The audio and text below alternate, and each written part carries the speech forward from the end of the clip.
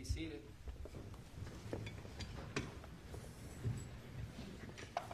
We're going to go on the record.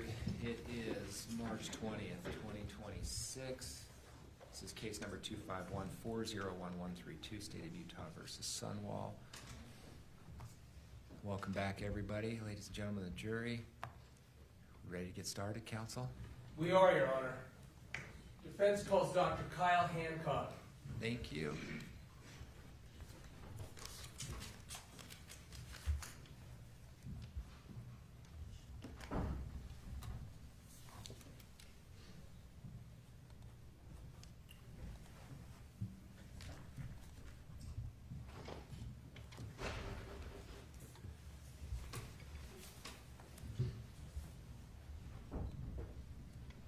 Good morning. Please come forward. Come up here near the clerk and we'll get you sworn in. You do solemnly swear the testimony you shall give in the case now before the court will be the truth, the whole truth, and nothing but the truth, so help you God. Yes. Thank you. Come on up and have a seat.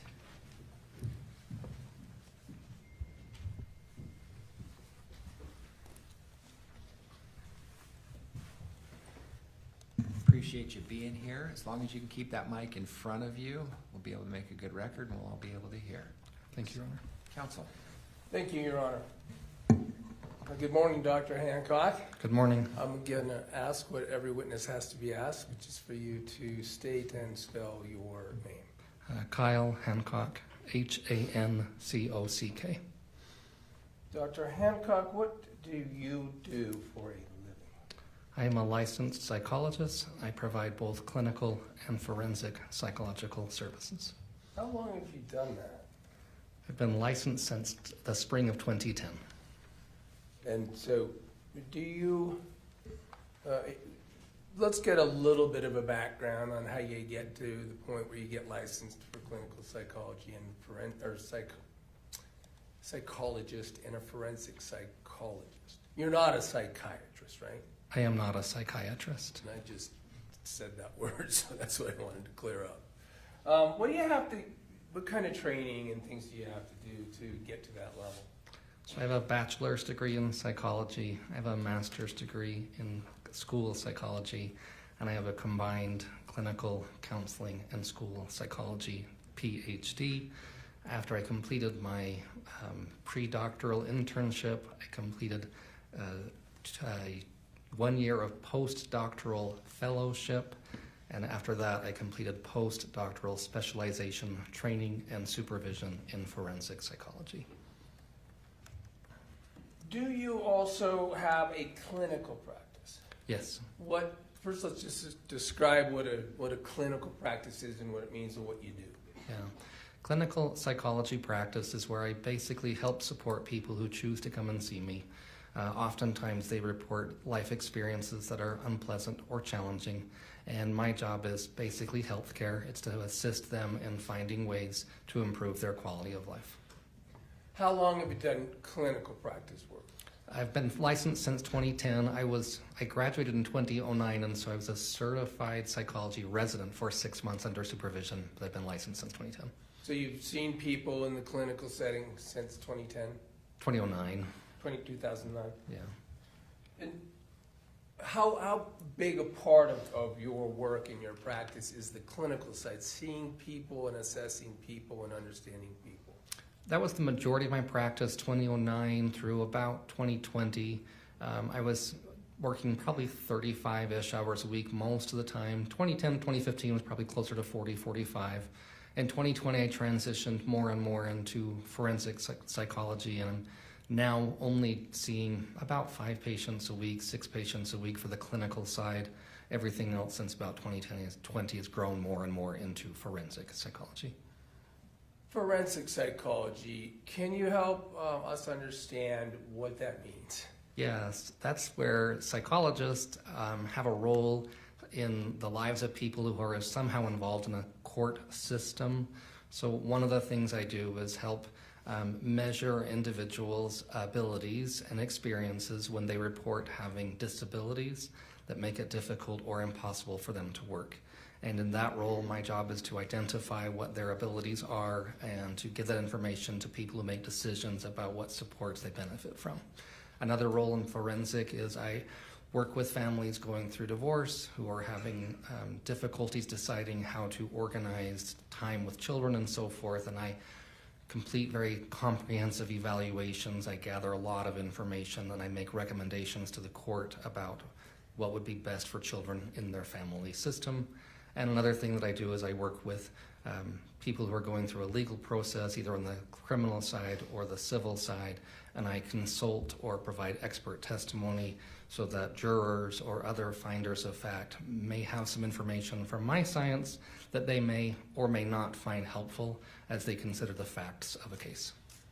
In that regard, if I heard you right, you've been involved in the court process through a variety of kinds of lawsuits. Is that right? Yes, I started that in 2012 and just got bigger and bigger.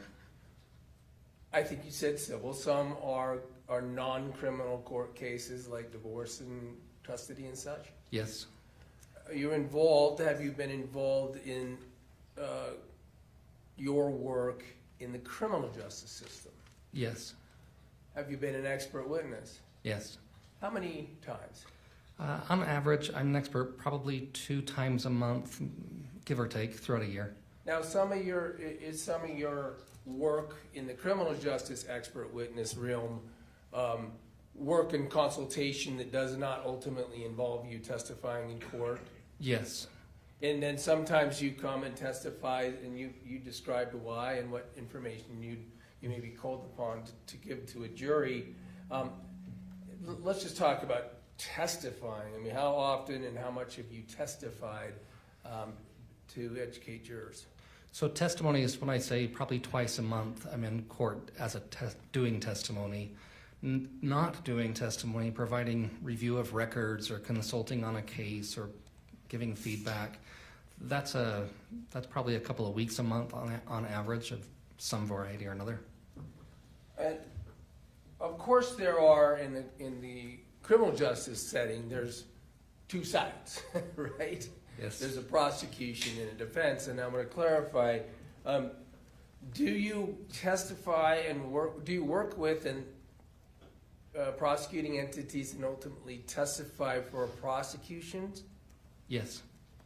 And have you done some testifying for the defense capacity in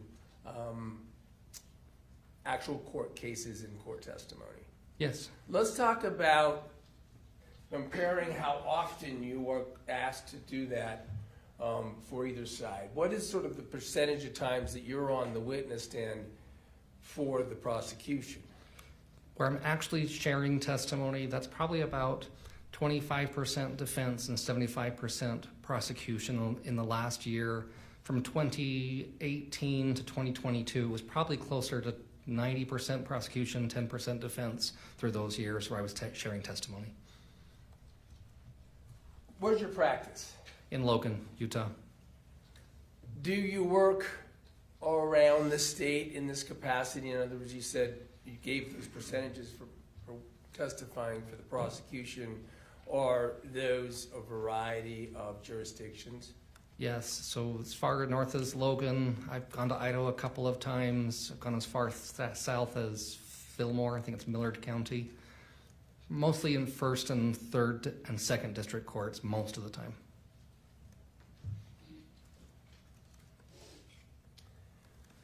Let's get to what I've asked you to do.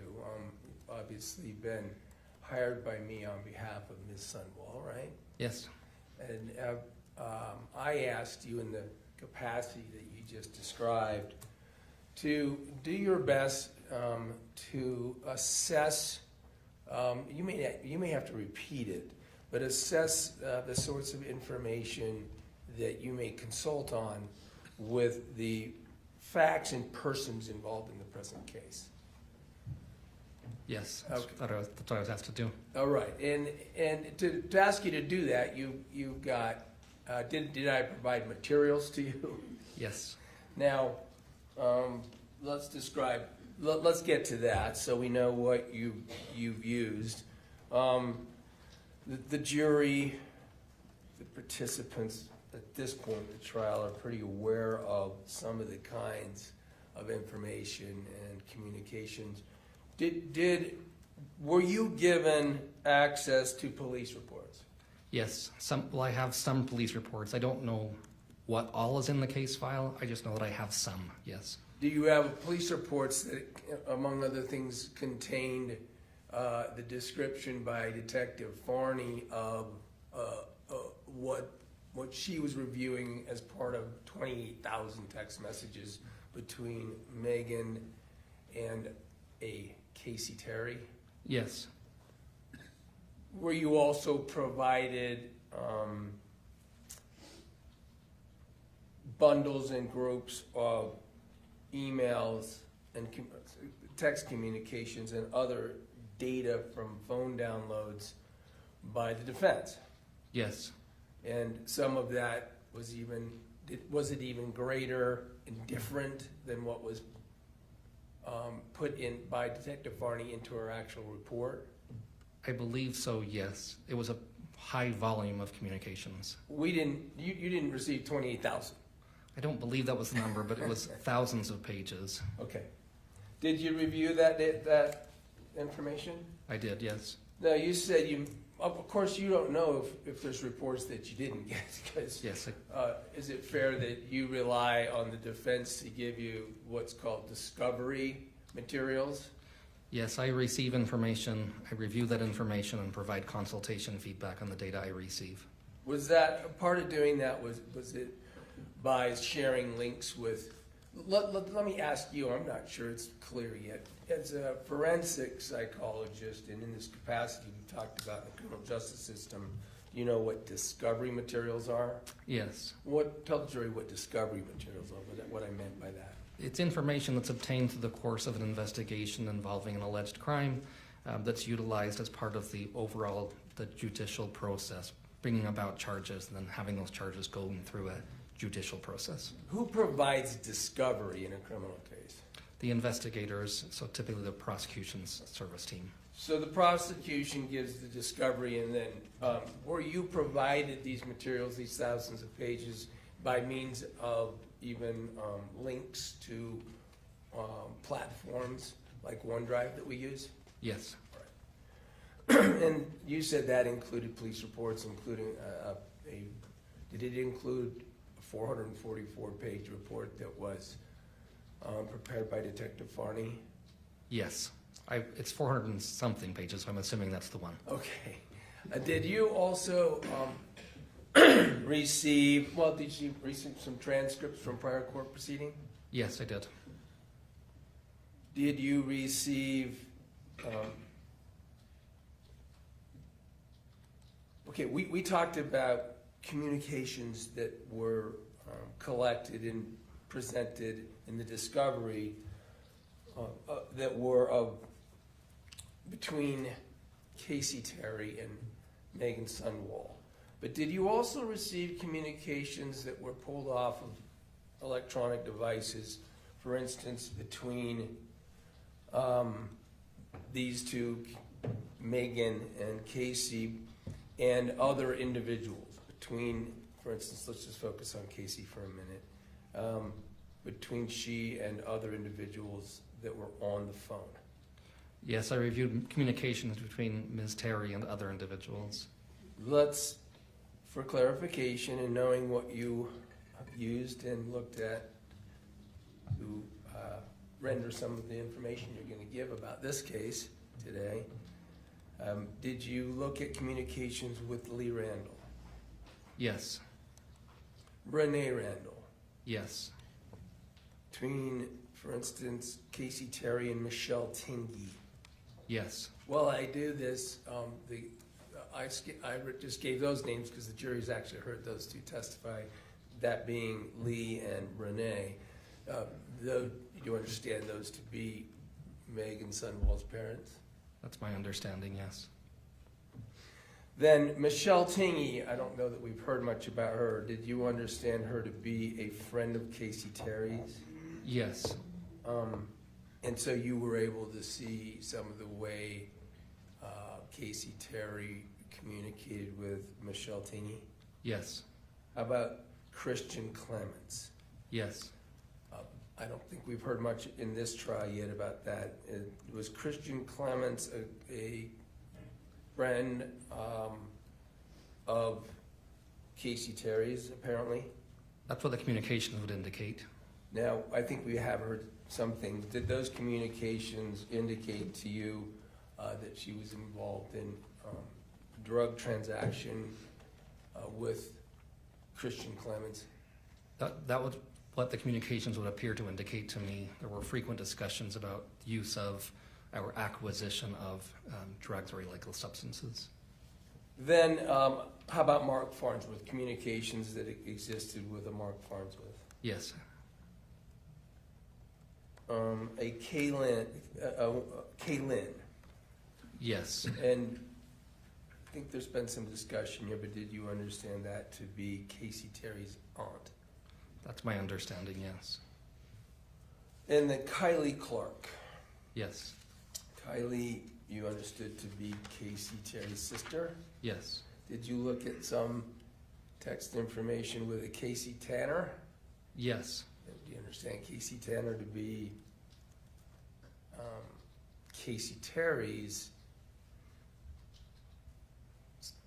sometimes husband?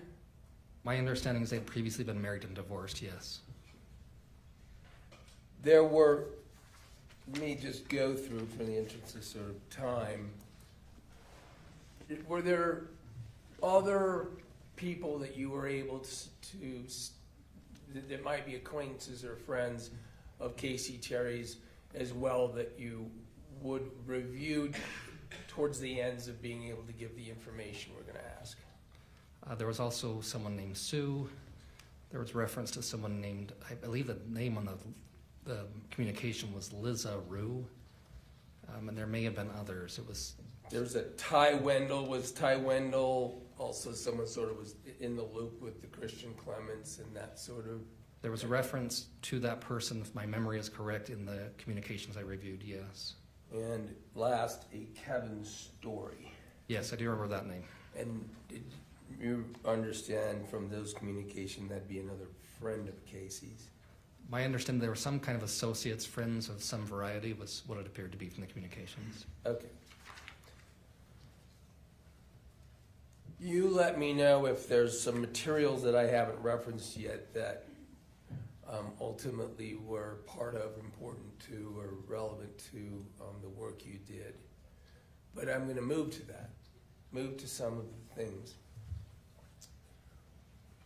Were you asked to, in your capacity, review, investigate, and well, let's talk about this. Let me talk about it generally.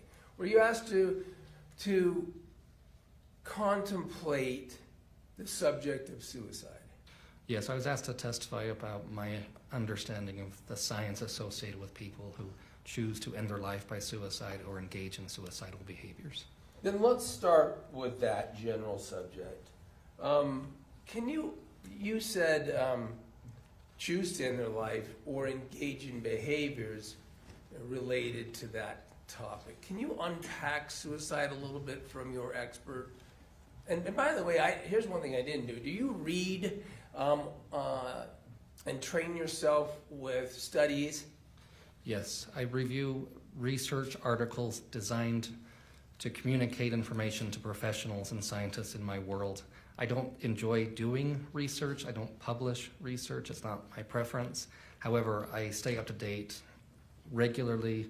In order to maintain my license, I have to complete 48 hours of formal education every 2 years, and every 2 years I must demonstrate specific education in the field of suicidology, is what we call it in my science. Suicidology. So, and you, by leaving out the fact that you use all these materials and stay up, are those peer-reviewed articles and research studies that you're talking about? Yes, I rely upon empirical articles from peer-reviewed journals. And I guess I'll ask you, what does peer-reviewed mean? So it means that a scientist conducts research. He submits or she submits that research paper to a journal, and then there are a group of additional scientists who do not know the author, and they review that author's work for, I don't want to say legitimacy, scientific rigor. How well was it performed? How well was it designed? Did it follow the appropriate standards of practice, etc.? And then that panel of scientists give information and feedback to the original author, who then gets to review the article and resubmit it. Almost always is the process. It's kind of a checks and balances to ensure the information being published would meet the appropriate scientific rigor to assist individuals who are looking for scientific information. Thank you. You're welcome. So we'll return now to, you already said you had actually the training includes the subject you indicated of suicidology. Is there study and training and writing and empirical research on that? Yes, substantial amounts. Has it been something that's existed for a long time?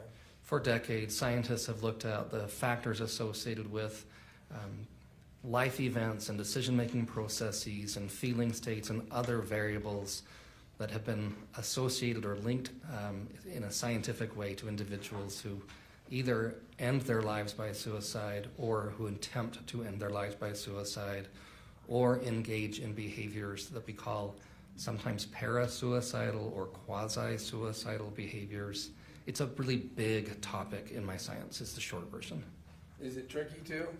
There's a lot of complexity, there's a lot of nuance, there's a lot of details. It's a tremendous amount of science.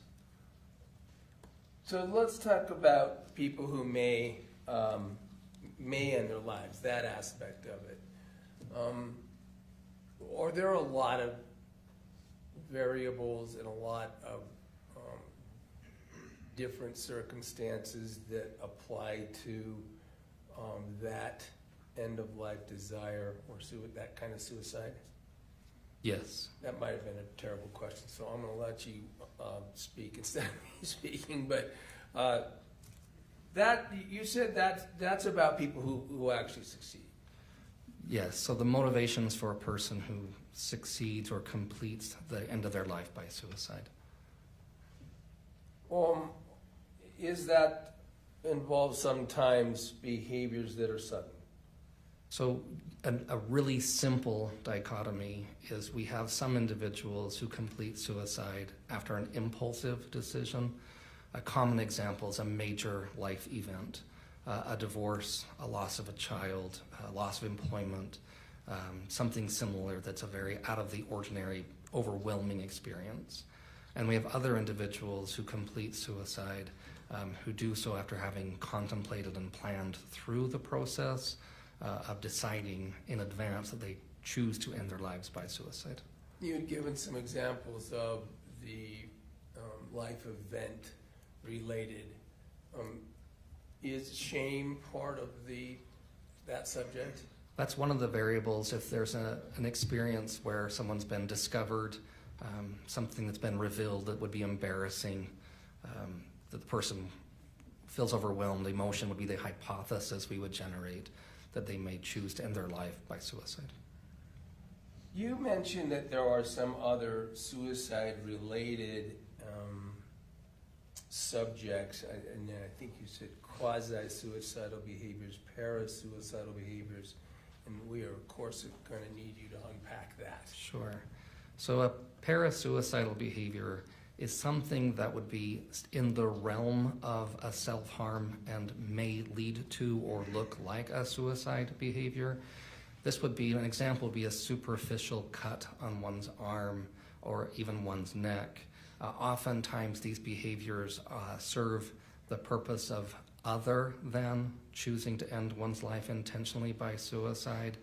Oftentimes these are behaviors where people report that they're seeking a need to be met.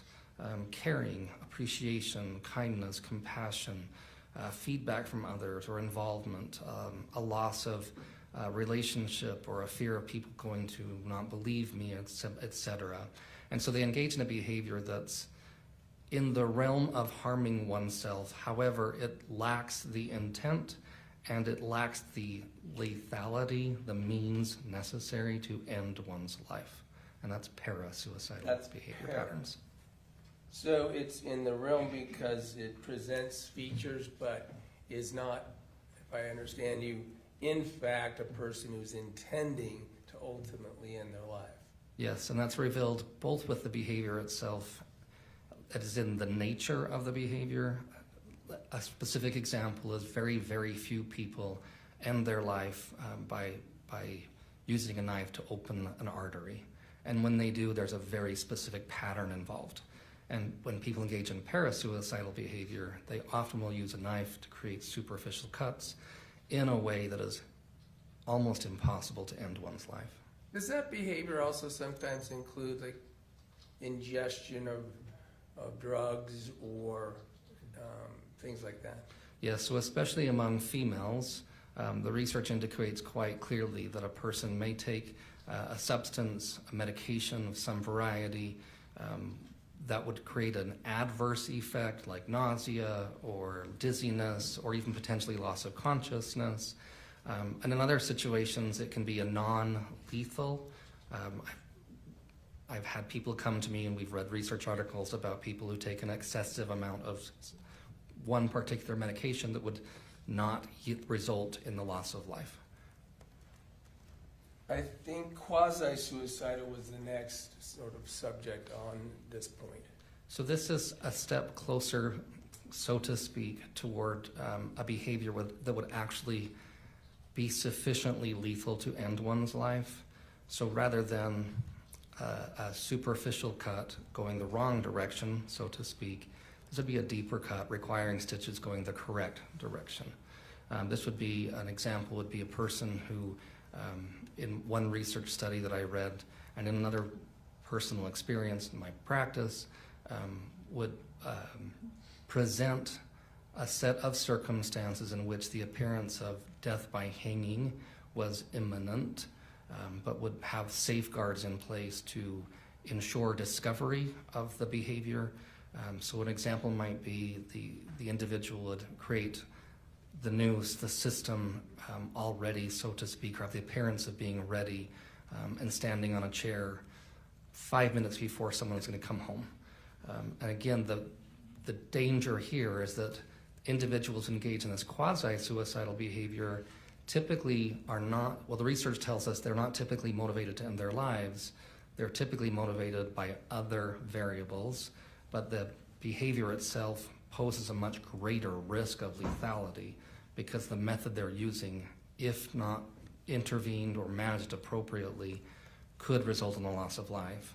Another example would be a person who overdoses on a medication cocktail that would be either sufficiently lethal or very nearly lethal, but does so in the presence of another person. I've had experiences where a person, for example, came into the kitchen and in front of a spouse or another adult living roommate consumes medication with a very high prediction that the other individual will intervene and will rescue the person. So they are presenting much more dangerous and lethal features, but they still, if I understand you, are not actually intending to end their life.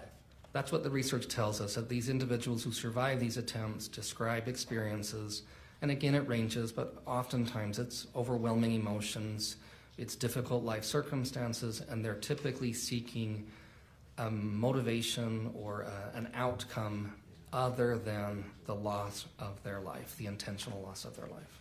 Would it be fair to say when we're in that quasi-category then that their intent is to present the most lethal seeming circumstances to convince the other or others that it's real? Yes. So the way the science would describe it is these are individuals who are coping with something so powerful that they are resorting to coping strategies that are clearly, from a healthy perspective, dangerous and problematic.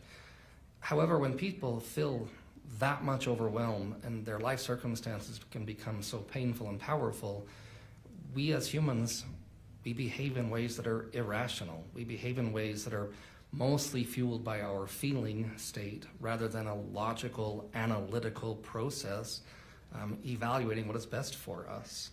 And so when people have these kinds of life events and these kinds of emotion, And it can be not just an in the moment experience, it can be a cumulative experience, things that have been happening for a very long time.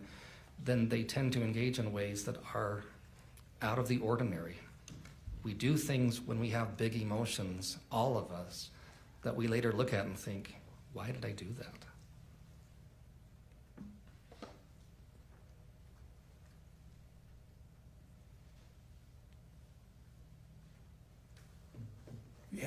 You said you've had even some personal experience in your clinical practice of tragic outcome of a quasi-suicidal behavior, unfortunately resulting in an actual death.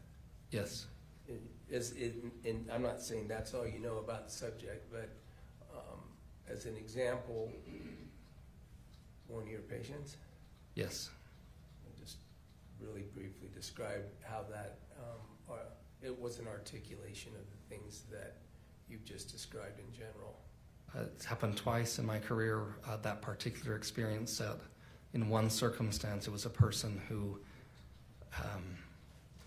the information I had in my role as a clinical psychologist was that my patient expected for an adult to return home at 5 p.m.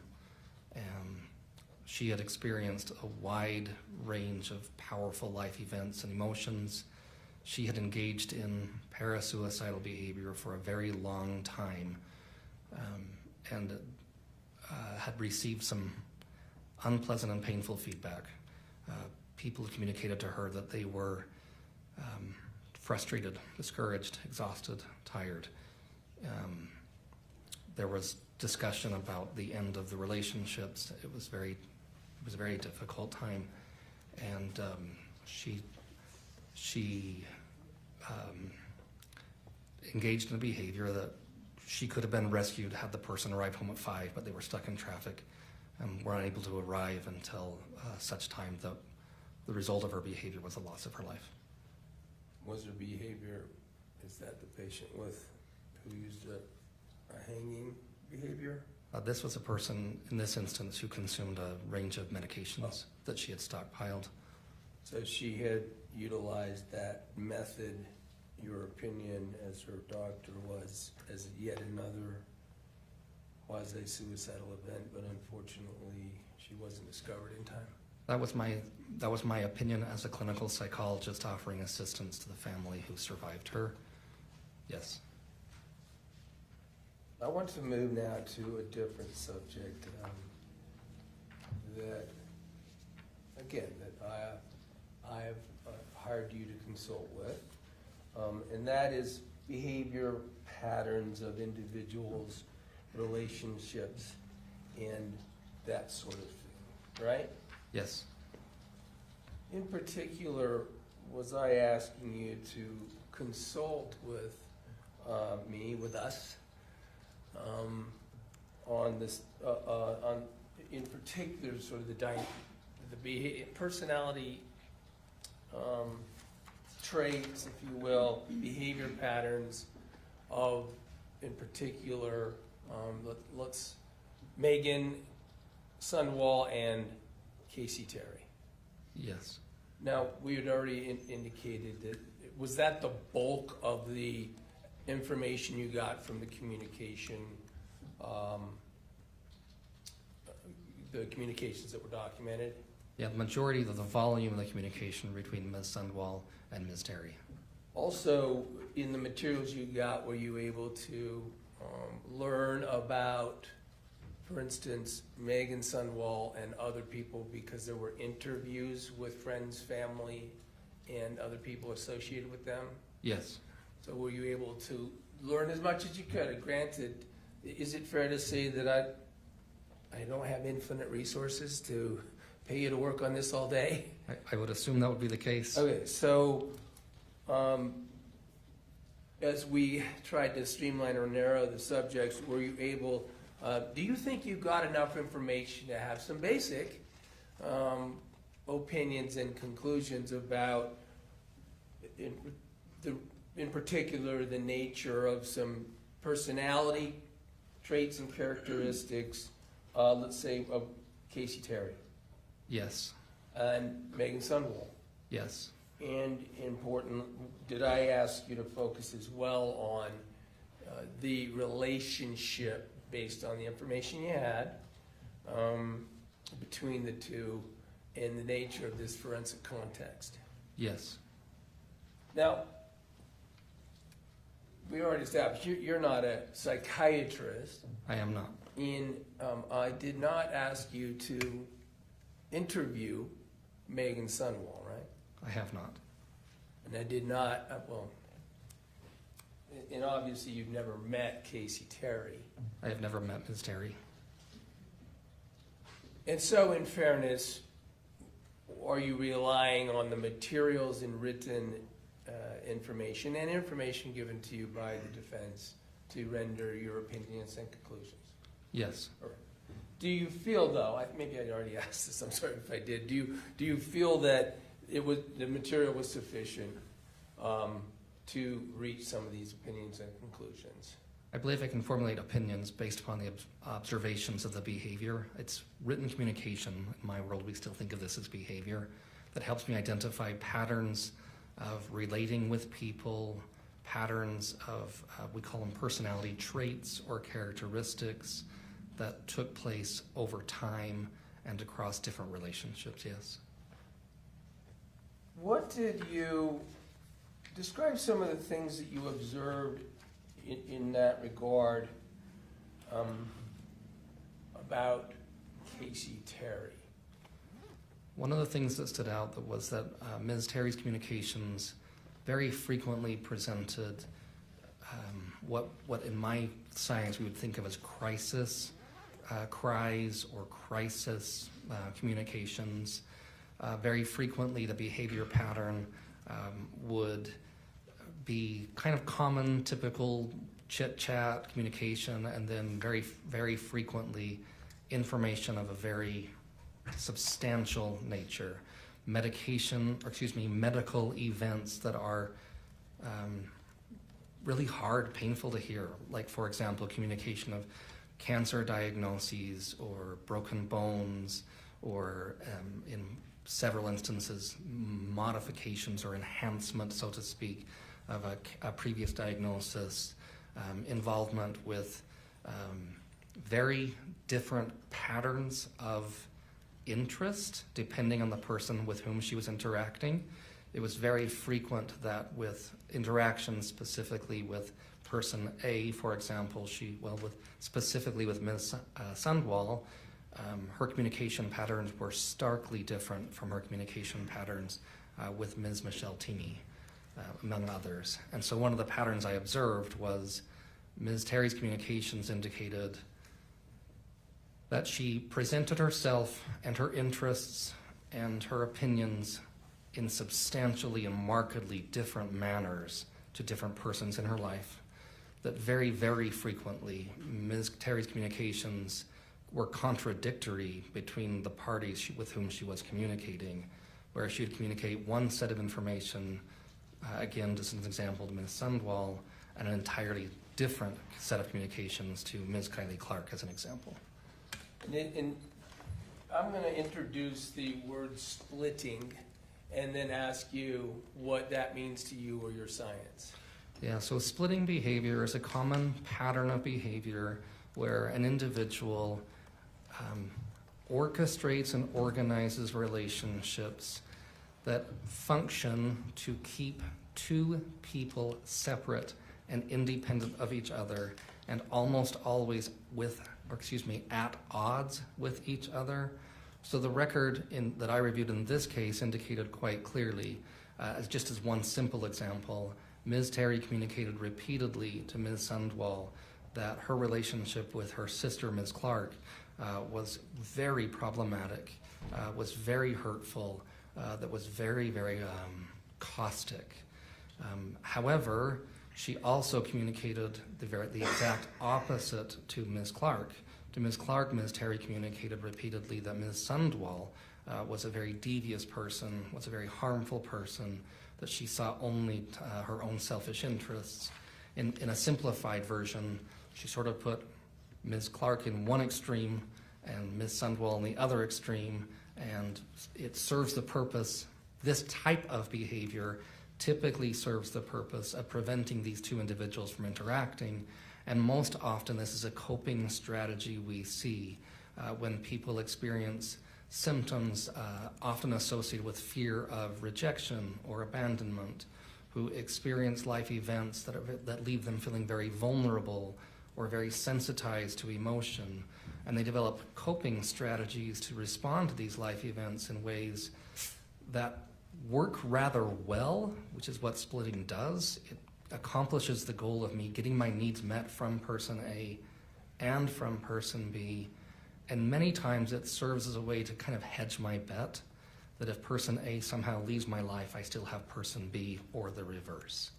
You abused person A and B, but to go back to some of the names of other people you saw communicate, was this splitting behavior, did it exist with the others or some others? Yes, I saw the same pattern with the communications with Ms. Michelle Tingy, with Meggan's parents, Mr. and Mrs. Leanne, and I'm so sorry, I forgot Randall, I'm sorry. I saw that behavior pattern as well, and manifesting in those. The communications I reviewed with Mr. Kacee, I can't remember his last name. Tanner, I apologize, indicated a similar pattern where many times throughout the communications, and it was years of communications, this pattern was manifest with different people in her life where one person received one set of information, another person received almost an entirely contrary piece of information. And again, so this splitting, it'd be fair to say it's sort of like spokes, but no tire. Yes, that's a common way we describe it. If I'm the one doing the splitting, I sit at the hub and I keep everyone their independent spoke away. Again, it's a coping strategy to avoid being hurt by rejection or by people discovering things about me that I find embarrassing or uncomfortable. On the outside, it obviously looks problematic, and it is problematic, but for the person experiencing the symptom, most people engage in this behavior as a way to cope with something they're experiencing that's very painful. Even though its behavior is problematic, that's why we call it a maladaptive coping strategy. It works rather well. You said, and I get that, so the person in this case, we're talking about Kacee Terry, is engaging in this to cope, but is hurting. I would hypothesize that was her reason. I have to be cautious that I didn't interview Ms. Terry. So the patterns of behavior that she demonstrates are consistent with the patterns we observe in research or in people I've treated. I just want to be very fair. Right, you're not, fair enough. On the pattern of, and on this feature of this coping strategy, can it be effective for people who are engaged in that behavior? That's one of the problems with this behavior pattern is in the short term, it's really effective. It works rather well, and it facilitates the person having those needs met rather immediately. And it can last for a very long time. And that's why it gets used over time and across different relationships. And then another pattern we tend to see with individuals who demonstrate similar patterns is once discovered, they tend to terminate relationships rather quickly. They do a process we often call vilification or idealization. What this looks like is, at one moment, this person's the best ever. I can't imagine living without this person. They're amazing. And the next, they're the worst person ever. I want nothing to do with that person. And so we rely very heavily or we pull away very quickly. And this is a similar maladaptive coping strategy that can play into the splitting behavior. You said that can go on for a long time. I mean, do these people ultimately have to also manage the notion that they'll be discovered? There's always that, the research tells us that individuals who demonstrate these symptom patterns always describe that experience set. However, most of the time, individuals with similar behavior patterns are so focused on the meeting of one's immediate needs, they have a tremendous amount of difficulty waiting and being patient and considering the long-term ramifications of their behaviors.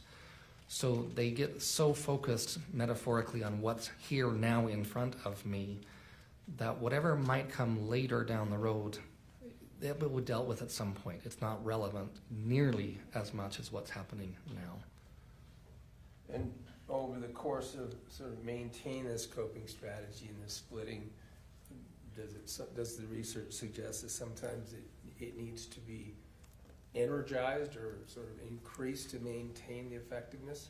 Very frequently.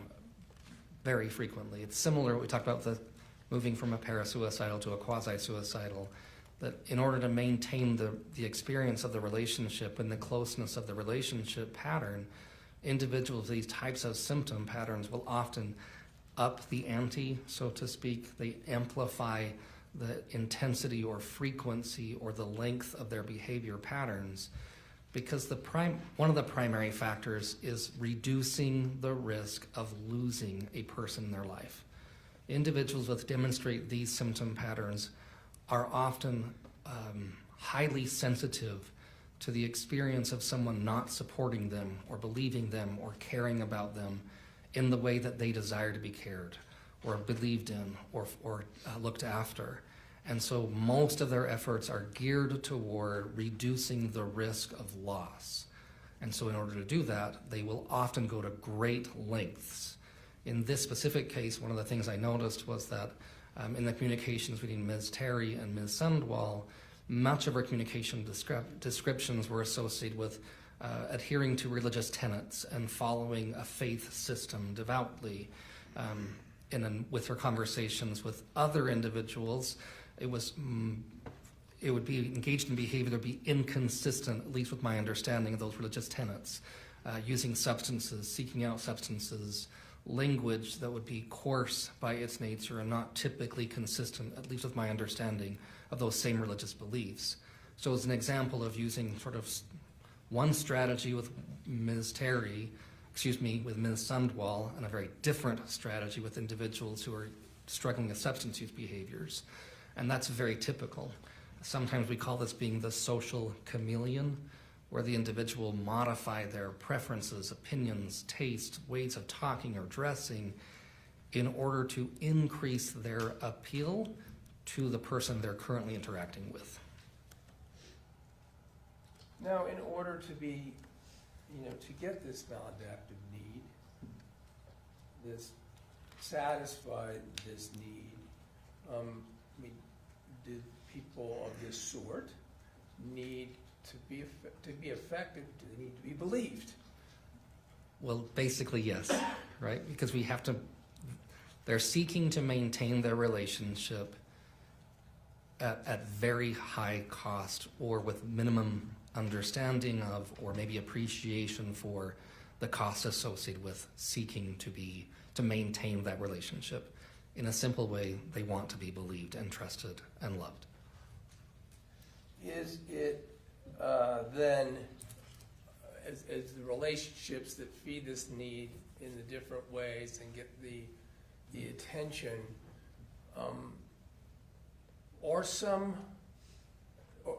do they tend to be being used in connection with people whose personality will also be effective in the relationship structure?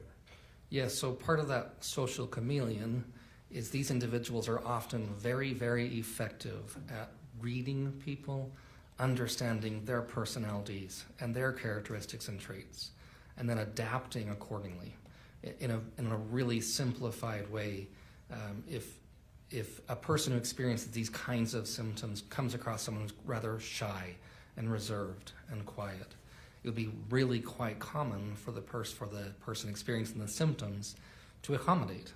So that may be being shy and quiet, or it may be being fun and outgoing. Whatever works, whatever serves the purpose of acquiring that relationship and maintaining it. And that's a very common feature set. Now, let me move to the discussion in particular of what you observed in the relationship that she ultimately built and developed and engaged in with Meggan Sundwall. Did you see? Now, you never like we already established, you've never tried to use an instrument to test Meggan Sundwall's personality, right? I have not. You're not here to render some sort of personality characteristics for either of these any of these individuals, right? No, I'm solely describing the behavior patterns. In terms of the behavior pattern, did you have conclusions or opinions about whether or not and how Kacee Terry was effective in that relationship in meeting her needs? With Ms. Sundwall? Yes, with Ms. Sundwall. Yes, I have an opinion there. And sort of describe what you saw there and why you thought it would be effective in that regard. So they observed the behavior patterns and the communications between Ms. Sundwall and Ms. Terry reveal a pattern in which Ms. Terry frequently seeks out and increases the chance of receiving nurturing, caring, compassion, investment, and Ms. Sundwall regularly engages in a similar provision of those things. In an oversimplified way, it can be Ms. Terry seeking out compassion and comfort, and Ms. Sundwall frequently administering that. That's observed in the communication patterns describing sharing of gifts, sharing of time. They refer to each other with terms of endearment on a regular basis. There's clearly instances in which Ms. Terry also generously shares resources with Ms. Sundwall as well. But it's very clearly I don't want to say a patient caregiver or a child parent, but a dynamic in which one person is seeking nurturance and the other person is clearly providing nurturance. Now, let's just go ahead and focus on that relationship. Are there features that you saw in that relationship that would explain, why do people in Meggan Sundwall's position in that kind of relationship, what do they get? What do they commonly bring to the relationship, and how do they behave? So individuals who have a high degree of nurturance or caring or patience or gentleness or tenderness often receive intrinsic benefit and reward. So the research would say individuals in my science, mental health, excuse me, in nursing in particular, and palliative care, things of this nature, they often describe experiences of personal reward and value in being part of what helps and supports people. In fact, one common theme in our training in clinical psychology and social work and nursing and so forth is the idea that we take our patients' experience as their experience of reality and truth. And my job as a clinical psychologist is to listen to my patient's story, seek to understand their story from their point of view, and to really basically assume that what they're sharing with me is a reflection of their real life. I'm not an investigator, I'm not a fact finder, and it's quite rewarding to be a part of that relationship of seeing people grow and receiving feedback of being someone who's involved in supporting and assisting and helping. There's a lot of reward for people with those kinds of characteristics that comes from being involved. The other part of the pattern is that individuals who demonstrate symptoms similar to the ones I observed in Ms. Terry are very, very adept at giving that feedback and giving that information. One of the things I always tell my trainees is the moment your patient tells you the best thing ever, and there's never been a smarter therapist in the universe than you, is to really be careful with what we as the therapists do with that information. Because if we start to believe that, it impairs our capacity to engage in healthcare. That's why they do that behavior patterns, because it rewards us. Do someone in the position, for instance, we're talking about the relationship that involved Meggan Sundwall, in that dynamic,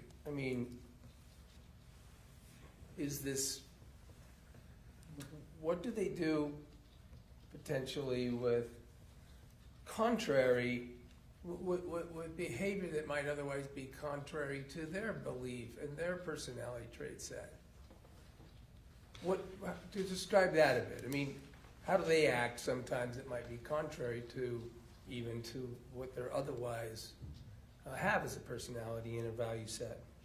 So, an oversimplified version, I think about when I was dating my spouse, and I was giddy in love, so to speak, and she could do nothing wrong. And we've been married for a little while now, and she's an imperfect and wonderful person. But in that state of emotion, my acknowledgement of common, typical human experience was very shaped by my emotional experience. And when individuals are operating mostly by what they're feeling, we as humans don't do a great job of thinking thoroughly and clearly. And what that does with our behavior is it encourages us to not attend very well, not pay attention to, or even to dismiss indicators of, wait a minute, this is not what I normally do. A silly example I use is when we were, my spouse and I were courting, we went to Cold Stone ice cream. We were in college, I had no money, but I bought her a Cold Stone ice cream cone, and we didn't buy another one for probably 20 years because I couldn't afford it. But at that time, I didn't behave according to my financial consciousness self. I was giddy in love. And so it's a metaphor for what most of us humans do. Now, the ultimate nature of this relationship in this case, including the culmination or the end of it, is quite serious. Do you agree that you saw some quite serious features of this behavior pattern and maladaptive behavior issue? The number, the frequency, the severity of the behavior patterns that I observed from Ms. Terry's communications would fall within the severe range of a person who demonstrated similar patterns who came to see me. And on the same seriousness and level, is the length of time that this occurs, how does that affect and generate energy or momentum? So we call that a cumulative effect. People often, we have an experience that our science calls cognitive dissonance, is one way to explain it. If I've been, simply put, if I've been paying on a car for the last 5 years, it's my dream car, and I really love this car, and I put in so much effort, and I've repaired it repeatedly, I stopped thinking about, it cost me more to keep this car going than the car is worth. I'd be further ahead to simply give the car away than I would be to continue repairing and putting money into this car. And in a relationship, we can do the same thing, any of us. I have tried so hard for so long. I'm so invested, so involved. This is specifically amplified by the number of deception behaviors and the intensity of the deception behaviors that were discovered. That pattern of deception primarily serves the purpose of amplifying emotion. And that emotion investment over time grows exponentially. And it makes it more and more and more difficult for us to accept indicators that would be inconsistent with our conclusions. We explain them away, or we justify them away, instead of being more inquisitive or more scientifically minded. It's a simple way of putting it. Let me talk a bit, if you could, about how that might reach something that I think may be referred to as a sort of savior complex. Describe that, if that's a thing, Yeah. and what it means and how it might apply, of course, for an assessment of this case. It's a pattern we see in healthcare workers on a pretty regular basis.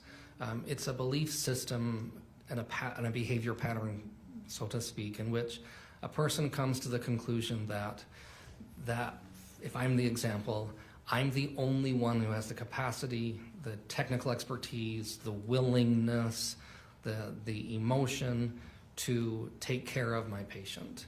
In my world in clinical psychology, some professionals get in trouble, they make errors because they seek to support their patient in a way that is unethical and inappropriate. Like, for example, showing up at their house to dispel an argument between spouses. That's a gross ethical violation.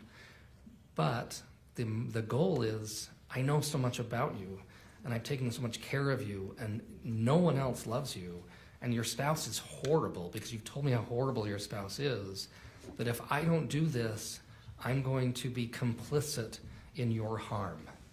So the idea for individuals who have these kinds of belief systems is they engage in a behavior mostly fueled by the emotional conclusion that I'm here to take care of you and save you, and nobody else can, only me. I'm the only one capable. So not only must I take care of you, but if I fail to take care of you, then unfortunately I'm complicit in your harm. And that's very difficult for someone who's a caregiver. Now, in this particular case, the subject between these two individuals was less palliative and more confederate in the actual suicide aspect. Is that correct? That's my understanding from the communications. And how would that play? And that seems, talk about counterintuitive. How is it, this relationship and this desire to feel like I'm the only one that can be with you, how does that, how can that be consistent with the confederacy of the suicide ideal that Kacee Terry, was involved in Kacee Terry's constant communications? So in patterns for other individuals, what people describe is that the purpose of the suicide behavior is a relief. It's the removal of the pain. It's the reduction of their impediment or impairment on other people's lives. That they perceive or describe the purpose of that behavior as a removal as opposed to the presence of a painful event. And so by engaging in the removal of something dreadfully unpleasant, it facilitates the conclusion that I'm doing good. It's a simplified way of saying this. So that if the idea is that the desire of, in this case it would be Kacee Terry, but someone in the literature that studies in this dynamic, the desire to be free from misery is the savior complex for somebody who's a confederate or an associate or close one and only that can be part of that subject? That's one of those that show up. Another is the fulfillment of the loved one's wishes. There have been other studies and other examples where in one study I recall it was an elderly couple who didn't want to be a burden and this is all, of course, research gathering and theory development after the individuals were deceased. They made a pact and wrote a letter to their children where they decided one person to end the other person's life and the other to end their life by suicide. And they talked about it as we're the only ones who can do this for each other. And so we're fulfilling each other's wishes by removing ourselves from this burdensome role we've taken. So the notion is that this caregiving person is actually in this counterintuitive circumstance that they think that being in their role of assisting and relieving pain is the feature that becomes a savior aspect. That they become an advocate. They become the one who can rescue. They're fulfilling the wishes of their loved one by adhering to their request or something similar. And so to bring this kind of full circle to the notion of quasi-suicide, you've described that somebody in the quasi-suicide circumstances is certainly trying to be convincing? Generally speaking, that's what we would assume, is that they've increased the intensity or the lethality of the behavior that would be closer to an unintentional loss of life by suicide or an unintentional loss of life. And that the end of the loss of life is the relief that the other person in this codependent relationship is idealizing as the ultimate comfort? That's often what people report and describe, is that they're seeking to remove the pain, remove the distress by adhering to the person's stated wishes as they understood it. You had mentioned cognitive bias in some of those terms. Let me turn to another feature in subject, and that is confirmation bias. Can you tell jury a little bit about that and what that means and how it's featured in human behavior? Yeah, so confirmation bias is something that our science has known about for decades. It happens to all humans to one degree or another. This is a process in which a person comes to a conclusion and they hold to that conclusion dearly. And while holding that conclusion, they actively seek out information to support their belief or conclusion. And at the very same time, they actively avoid gathering information that would contradict their conclusion, or they find ways to discredit other information. The simple way of thinking of this is sort of like having blinders on. I receive and hold on to this data set, and I keep this belief so doggedly tight to me, and anything that would potentially disagree with it, I have to get rid of, I have to explain away, I can't tolerate. Now, can this be, I mean, it's a human feature no matter what positions people are? Yeah, all of us humans do. All of us do it, is that right? And did that feature play in as you were assessing the relationship between Meggan Sundwall and Kacee Terry? I think there's a very high risk of that happening because it's an internal event. I use behaviors to make inferences about the probability of it happening, and I think there's a high risk that it occurred, yes. Then, but this can also, let's talk about the medical field. I mean, isn't it, is confirmation bias studied? Extensively, yes. For how long? I believe the first was in 1956 or 8. I'm not positive, but it's been studied extensively. And there are other like associated elements, but that big broad category. Medicine is trained on it repeatedly and repletely because unfortunately throughout medical history, a surgeon, a physician can be so convinced she or he has the right diagnosis that they refuse to accept data that would contradict the diagnosis, even if it would promote the better health care of their patient. It's so common, in fact, that there's been documented loss of life for decades and decades due to not a lack of technical expertise, but a refusal to reconsider my, so to speak, theory or diagnosis or conclusion.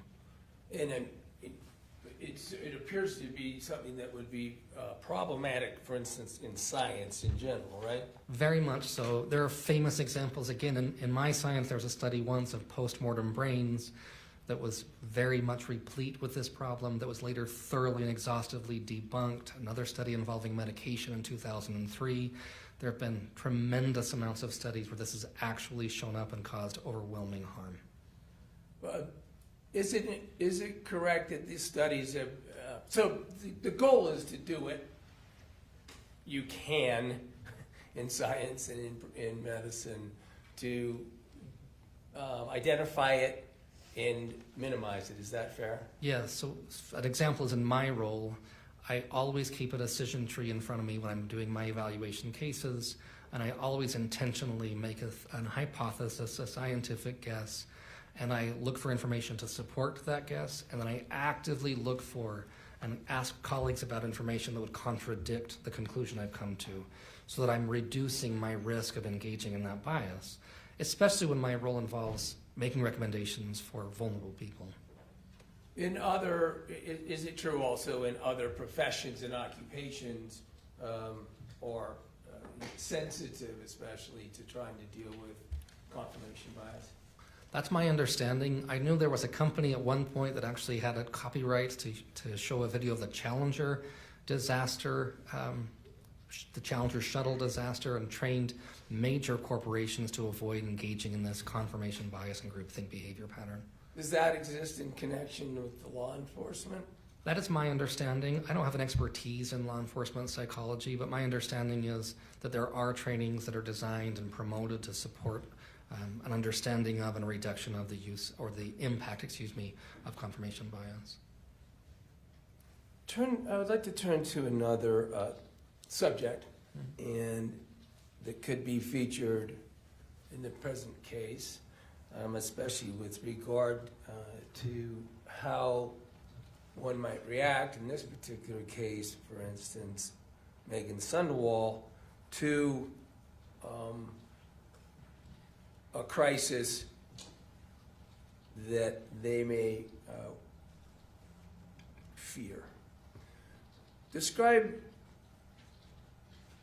what the human experience of panic is. Yeah, so a really simple way of thinking of our brain is that we survive first, and then we feel, and then we think. And when we are confronted with something that causes a lot of unpleasant emotion like panic, that happens at the second stage of our brain, and we tend not to think very thoroughly or effectively. And then our behavior tends to become less organized or productive or less effective. A super simple example, I'm terrified of spiders, and my family laughs at me all the time because if I see a spider, I run and I scream and I act in a way that's really embarrassing to me. And that's a really simple example of when we are faced with something that causes a lot of panic. Most of us have a reaction that's more associated with make that go away, and we don't typically think through a logical analysis of what am I doing, what will happen when I do this, what will the impact be. It's a pretty common human experience. And can that human experience, is it fueled by emotion? Yes, very much so. To the point, like, for example, emergency responders, they go through part of their training is to recognize that common human experience of panic or revulsion, and they have to be able to think through the process so that they don't react with that emotion and run away from someone who needs support and help. But there are loads of other examples, but that's a simplified way of saying it. And if I understand you, then this is a response to a serious threat that the individual is feeling? Certainly, the more we see something as a threat, then that emotion becomes even more basic, and that emotion can then start to move us toward, I need to survive. An extreme example is if I was on a walk and saw a bear, there's a part of my brain that's going to say, just get out of here, just get safe. It will be accompanied by an enormous amount of emotion, because emotion is designed to motivate our behavior, and it's also designed to tell us what will most likely lead to a successful short-term outcome. Get away from the bear, run like mad. That's what would happen basically. In a human circumstance, can that be a feature that can last over a period of time? Especially if it's an unpleasant but not immediately threatening thing. Again, simple examples of pacing back and forth, worrying about, did I make a mistake? I've got to go see my boss tomorrow. What is she going to say to me? What's going to be wrong? I've got to take my exam tomorrow. Oh my goodness, I'm really stressed and worried about that. And I'm not eating, and I'm not really kind to my family, and I'm feeling overwhelmed, and I'm putting things in the garbage can that should have gone to the fridge, and all sorts of things, because our behavior becomes less purposeful and organized the more our emotion builds, and the longer that emotion lasts, the less effectively we tend to think and behave. Does that, if I understand you, then sometimes relate to panic over a future threat? Oh, certainly. Yes, because that anxiety about what could happen, again, back to my simple example, what if I fail my exam? I've gone to all this school, it'll all be for nothing. I put my family in an impossible position. My personal experience was pacing back and forth instead of sleeping, which would have been a wiser choice before taking the exam. And then I take it sort of the further away but still significant fear of threat. You're in the behavioral portion of your panic reaction because of the future threat, even if the future threat may be days, weeks away. Yep, get rid of it. Make it go away. Do what I can to reduce the risk. And I'm just one moment.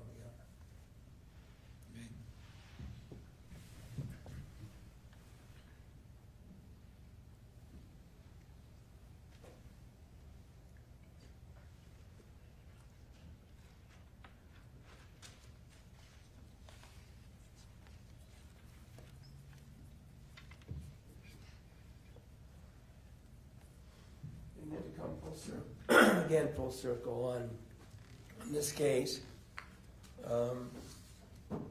In what you did, you had talked about, you had reviewed these communications, and it might have been completely clear that communications were reviewed between Kacee Terry and a variety of other individuals, including especially, of course, Meggan Sundwall, right? That's correct. But you were able to review communications as well between Meggan Sundwall and other people in her life.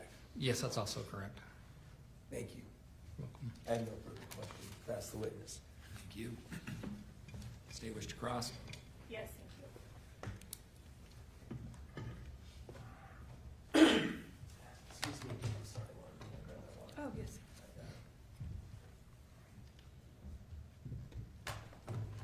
Good morning, Dr. Hancock. Good morning. You and I have met before over Zoom. It's nice We to did. meet you in person. Nice to meet you too. Mr. Williams covered much of this with you already, but just to clarify, you obviously never treated Kacee. She was dead before you got involved in this case. That's correct. I've never treated Ms. Terry. So you never evaluated her clinically. I have not. You never administered psychological testing to her. No, I did not. You never met with the defendant, Ms. Sundwall. That's correct. I did not. Similarly, never gave her psychological testing. Yes, that's right. You'd agree that in assessing personality or dynamics of people, it would be ideal to actually meet with the people. Depends what we're trying to accomplish, but generally speaking, if we're completing a measure of personality functioning, yes, we administer formal measures to describe a comprehensive understanding of the way people see the world, relate with other people and with themselves, and that's typically done in person. So that would be ideal, but obviously you didn't do that in this case, but you reviewed a lot of communications. Yes, I was asked to review communications to identify any patterns of behavior. You didn't review, you were given many of the text messages, you didn't review all of them.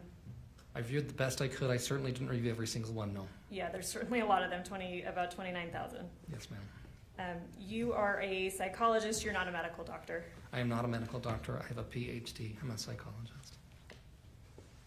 I want to talk a little bit about Kacee.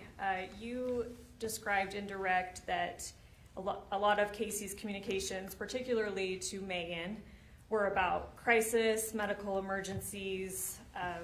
Is that fair? Yes. I believe you said that Kacee also engaged in modifications or enhancements of diagnoses. Yes.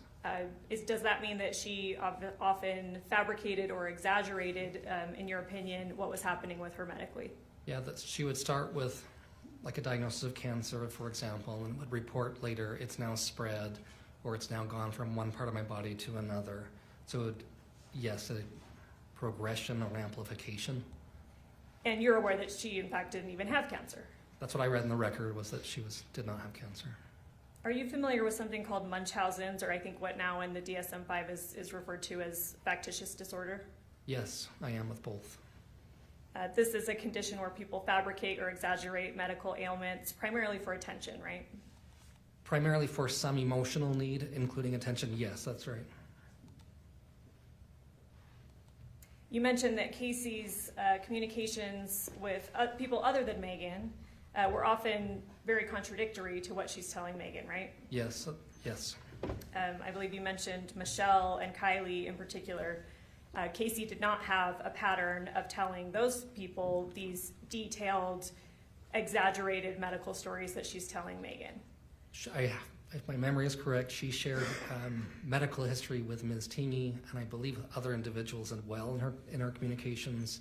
My memory is that there was communication that she'd been diagnosed with cancer, that she'd broken a leg. There were some others similar to that, to my memory. Fair enough. So she does talk to them about maybe some medical conditions that, granted, yeah, we all know that cancer is false, so she is lying to them to some degree. But she doesn't have the same pattern of engaging in heavy discussion of exaggerated medical problems with Kylie or Michelle. I didn't observe that with Kylie as much, and with Michelle less.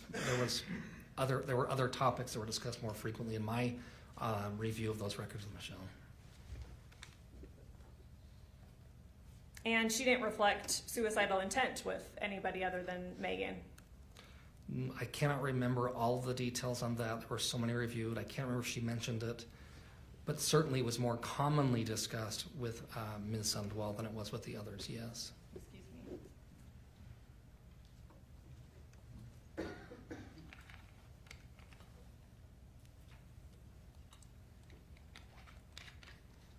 And you said that Kacee's pattern is consistent with somebody that has a fear of rejection or abandonment.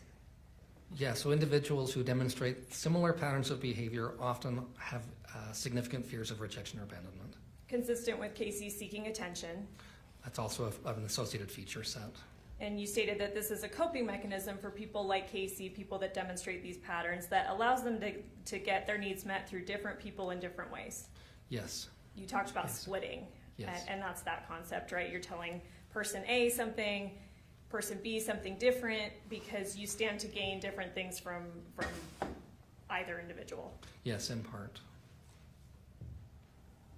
And you mentioned that a lot of what factors into this pattern is a desire to not lose a certain person in their lives, not lose a source of attention or comfort or care.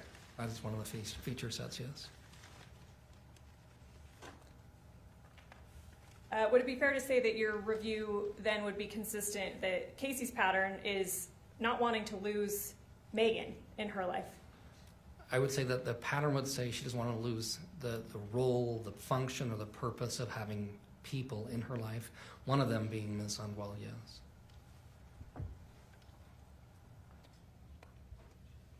You mentioned in direct that, and correct me if I'm misquoting, you said once discovered, maybe this splitting behavior, someone can engage in villainization, which would include cutting off somebody or telling other people that they're now an awful person and they don't like them anymore, something like that. I would say that's not necessarily that order, just that there are two different things there. Once discovered, people will often either go to great lengths to save a relationship and go to great lengths to salvage the relationship the best they can, or they kind of close up doors quickly and powerfully and come to a rather abrupt cessation of the relationship. And then we have this pattern of vilification or idealization.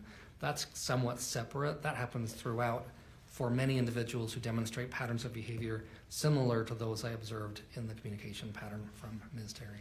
Okay, and that can help keep person A and person B in this splitting behavior separate so they don't communicate and learn the truth of what's happening, I guess. That can serve that purpose, yes. Nothing in what you reviewed indicates, though, that what Kacee is telling Meggan, these medical stories, that hasn't been discovered by other people. I'm not aware of that. Yes, I'm not aware of that. I want to talk about suicidal ideation versus suicidal completion. Okay. People can talk about suicide for years without actually completing suicide, right? That is correct. Suicidal ideation can be common in many mental health conditions. Yes. Talking about suicide does not mean a person will actually act on it. No.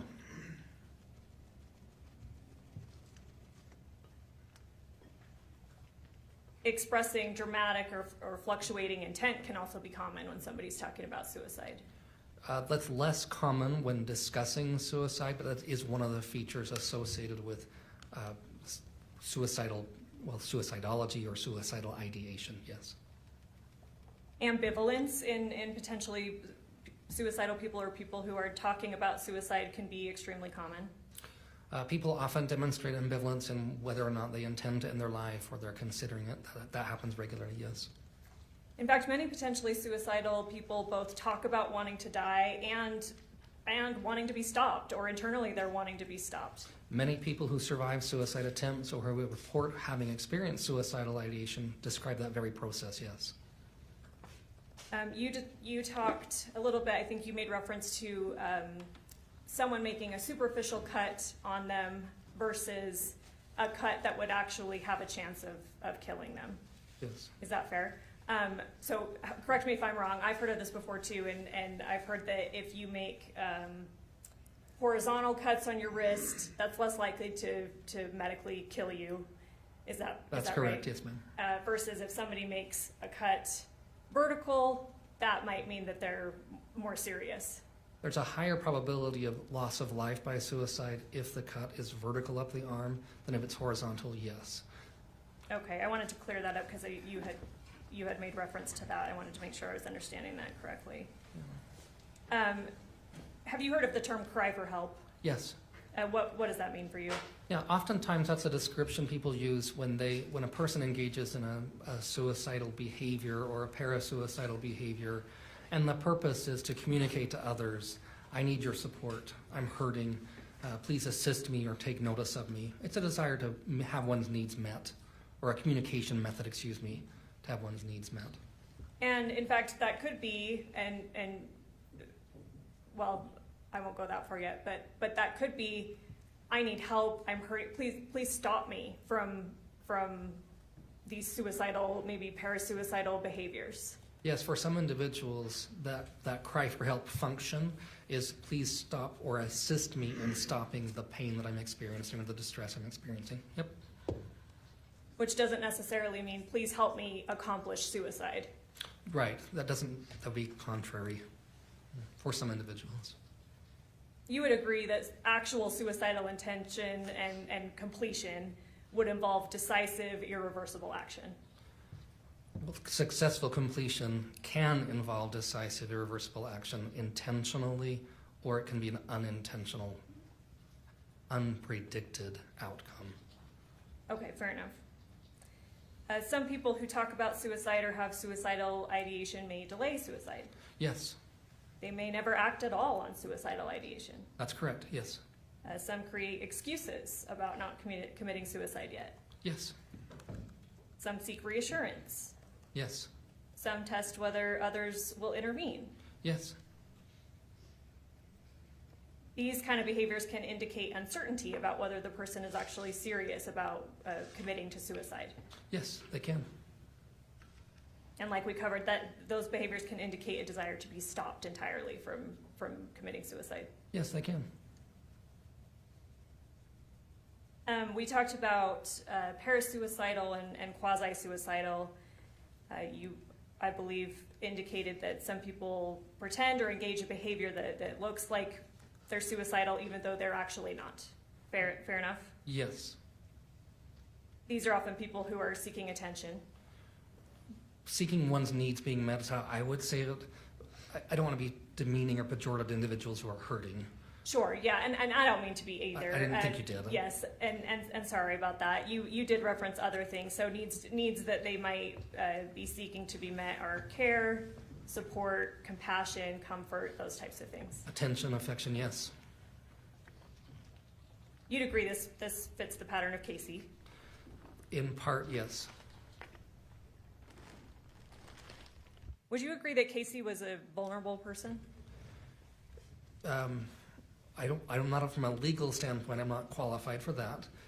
From an emotional standpoint, I would say that the behavior patterns demonstrated are very common among individuals who experience a wide range of intense emotion that would increase their risk to being very sensitized to painful emotion and to seeking behaviors to accommodate those emotions that most people sort of in the lay public would think of as probably inappropriate, problematic, probably hurtful.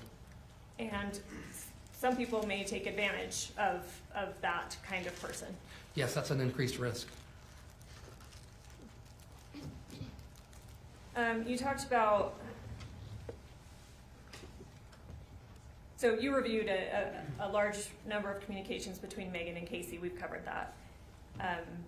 I believe on direct, Mr. Williams asked you that Meggan pretty regularly provided nurturing to Kacee.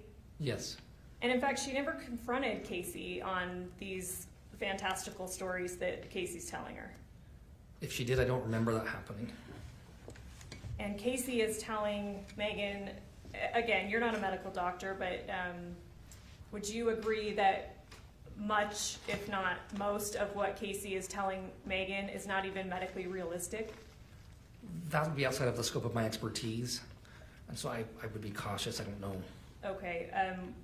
Would you agree that vitals that say something like heart rate is 6, temperature is 53, those are not consistent with life?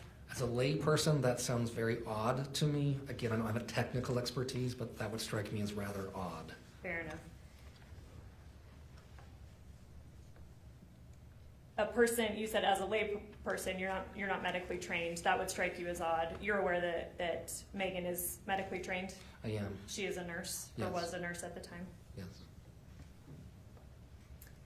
We talked about what a person, in this dynamic, and obviously we're talking about Meggan and Kacee specifically, so a person in Meggan's position here, you said they often like to nurture. What they're getting out of this dynamic is they like to nurture. It can be rewarding to feel like they're assisting and helping. You mentioned a savior complex. They may engage in even unethical behavior because they believe they're the only one capable of helping this person, right? That's what the research tells us, yes. And you said that they do not want to be complicit in harming the person, the other person in the dynamic, excuse me. Yes, the research tells us individuals report that that's one of their motivations.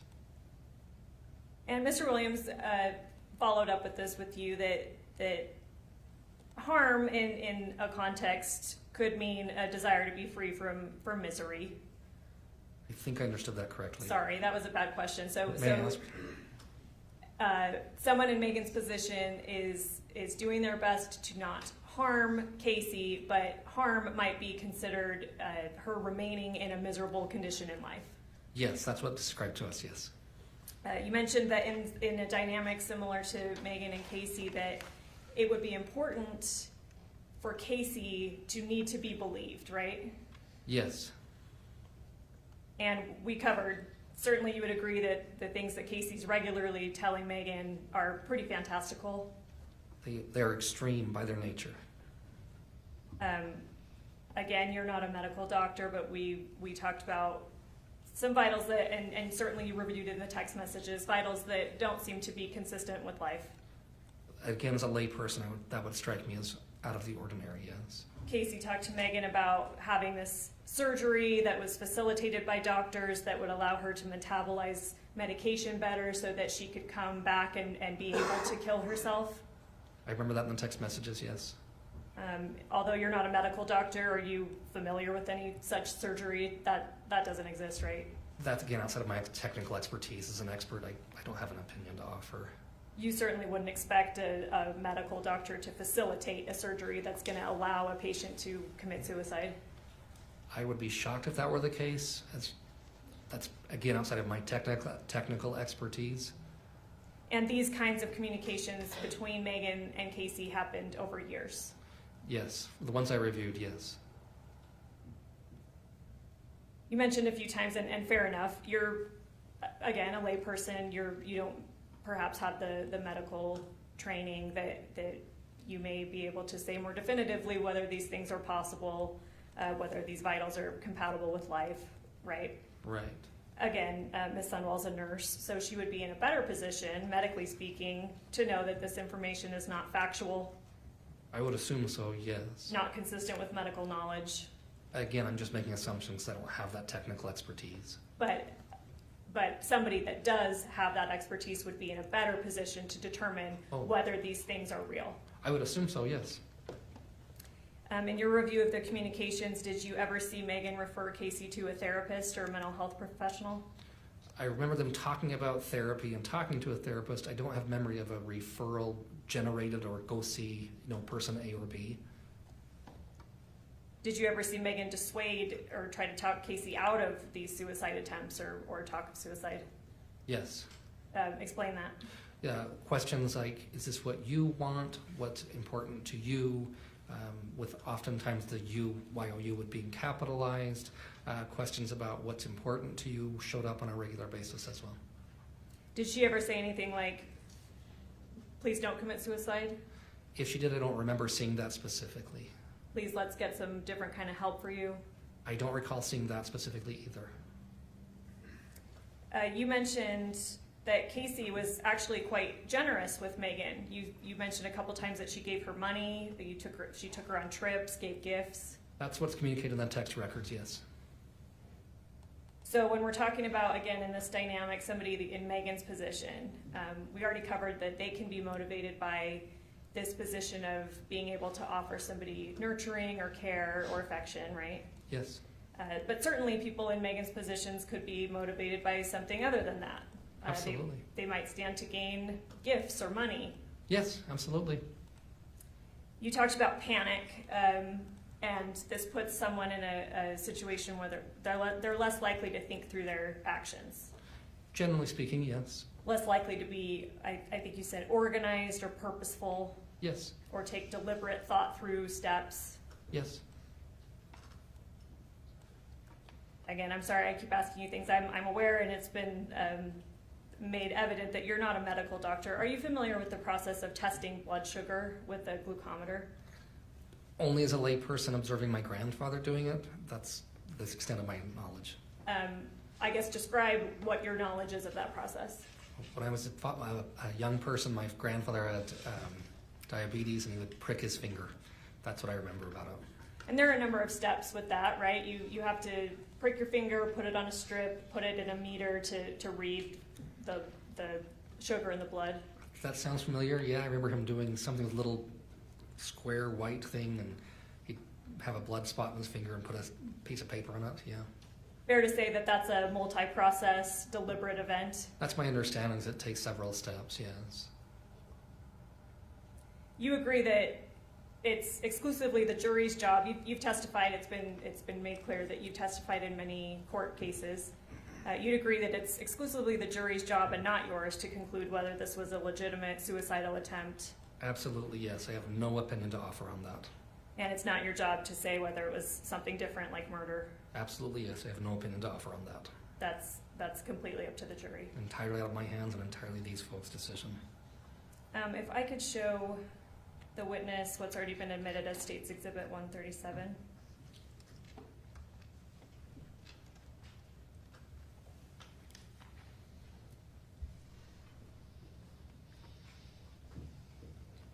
Sorry, it'll pop up on your screen, and it takes a few flickers, and probably maybe even a few more since it's the first time we're using it this morning.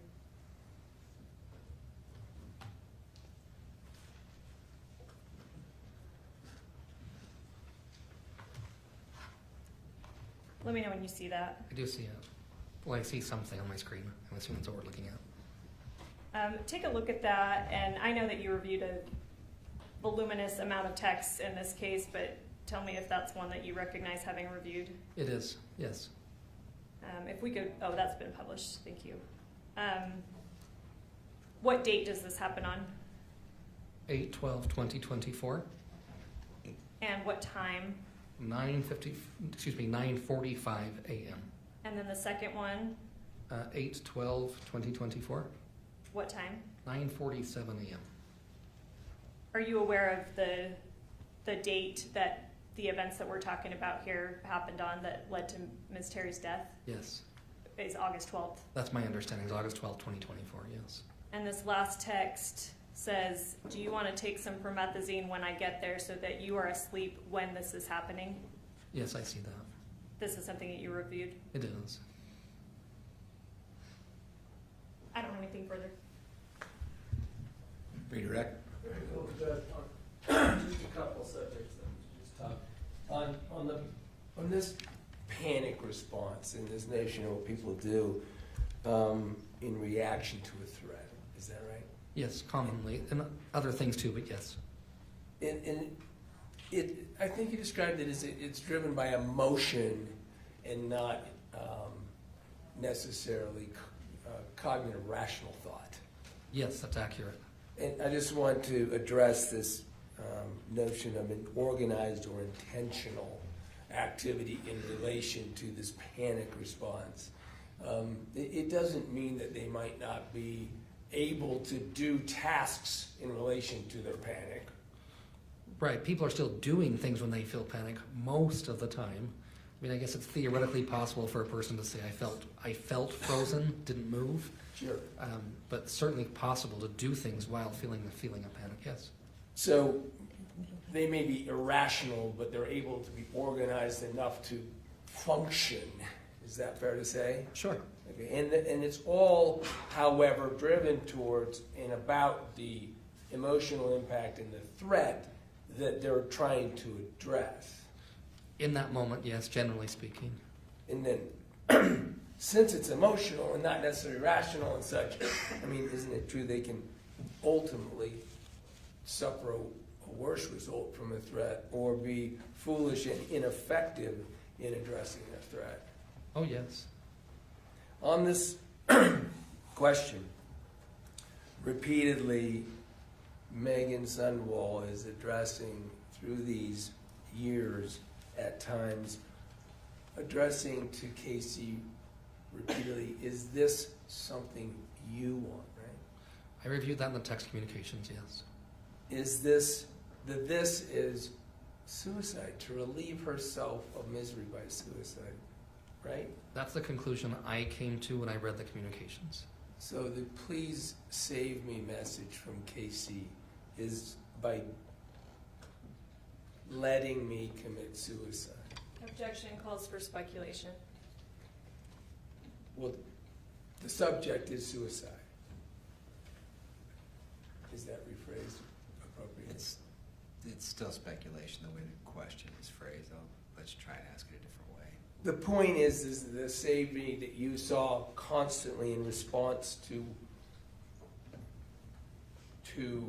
the question of what you want from Meggan to Kacee was written by Kacee, I want to commit suicide.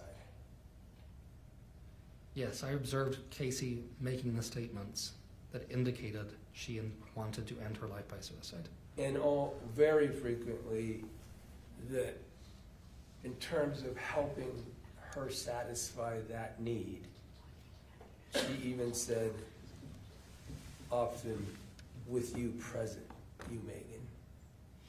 I observed that also in the text communications. Thank you. Just one.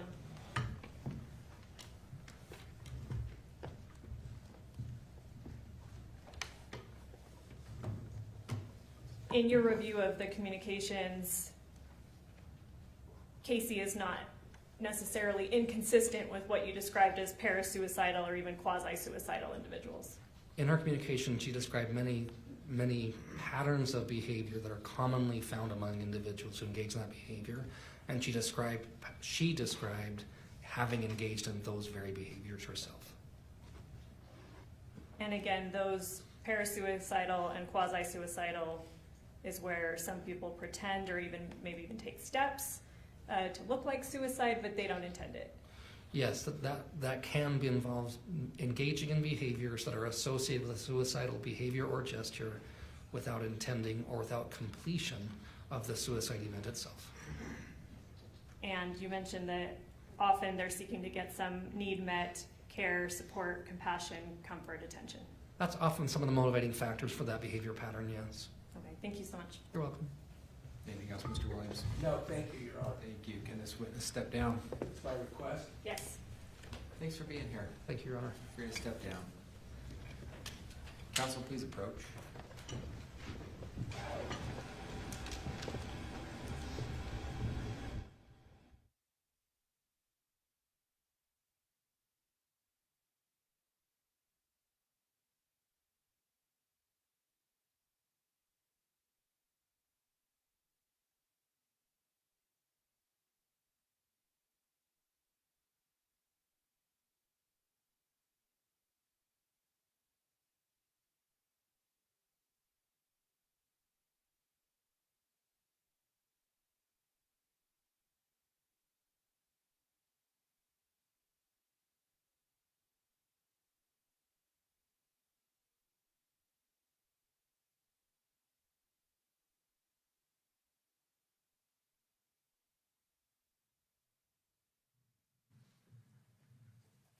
Ladies and gentlemen of the jury, we're going to take a morning break.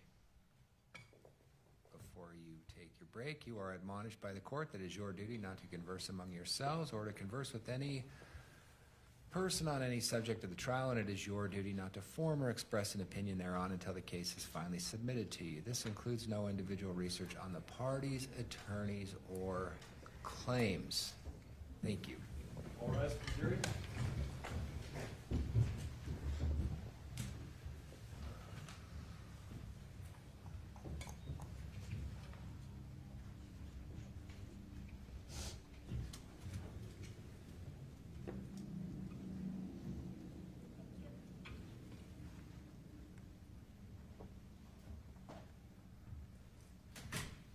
seated.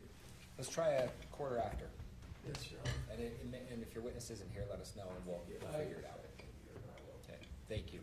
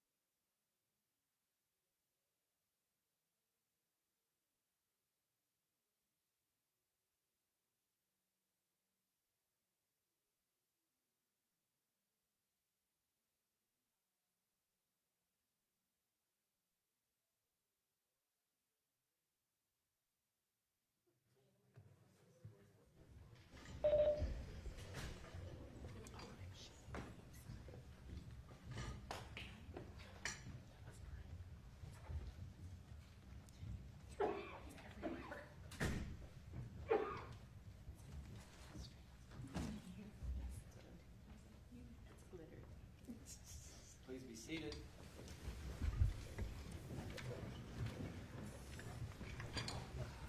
Go back on the record on case 251-401-132, State of Utah versus Sundwall. Mr. Williams. Your Honor, the defense calls Chris Bertram. Thank you. Please come forward, sir. We'll get you sworn in up here.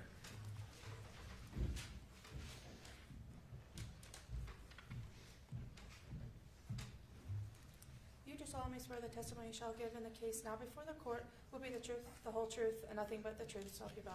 Yes. Thank you. Come on up and have a seat.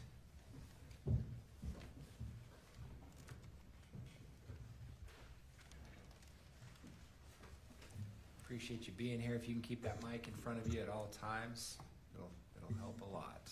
Counsel. Thank you, Your Honor. As is necessary with any witness, Mr. Bertram, would you please state your name and then spell it for the record? You bet. Chris Bertram, CHRISBERTRAM. Mr. Bertram, what do you do presently for a living? So presently, I own a private investigation company, Bertram and Associates, that my dad started in 1989 when he retired from the FBI. I took that over full-time in 2015, and I work as a consultant and an expert. When you say a consultant and an expert, on what subject? I consult on law enforcement related matters, law enforcement investigations, DRAM Shop, which is the Utah Alcohol Liability. I have a company that I'm an expert with regards to Utah liability in DRAM Shop when you serve alcohol on premise, law enforcement operations, security, and safety with regards to companies or people. You say law enforcement investigations and such. How do you, we're going now to go back Okay. and to how you got to where you are, what kind of experience you had, what kind of education to get to the point that you consult on that subject. Right. From an education standpoint, I have a bachelor's in psychology. I have 2 master's degrees, an MBA and a Master of Arts. The Master of Arts is from the Naval Postgraduate School in California, where I graduated with a master's in Homeland Defense. Law enforcement-wise, in 1990, I started with the Salt Lake County Sheriff's Office as a reserve deputy while I was still in college. That following year, I was hired full-time as a deputy and went to work for the Salt Lake County Sheriff's Office in a patrol function on our East Patrol. A year later, I was transferred to juvenile detectives. Spent 3 years in juvenile detectives. Went to our court unit for a year, and then back to our detective division. At the time, we had 2 we had detectives and juvenile detectives. I went to detectives. I worked a year and a half there as a detective, and then got promoted to sergeant. After 6.5 years, went to back to juvenile detectives for a year. That switched a year later. I went to our special investigations detective division as a sergeant for a year and a half. Back to patrol for about a year and a half. Promoted to lieutenant, and I spent the next 6 years as a lieutenant.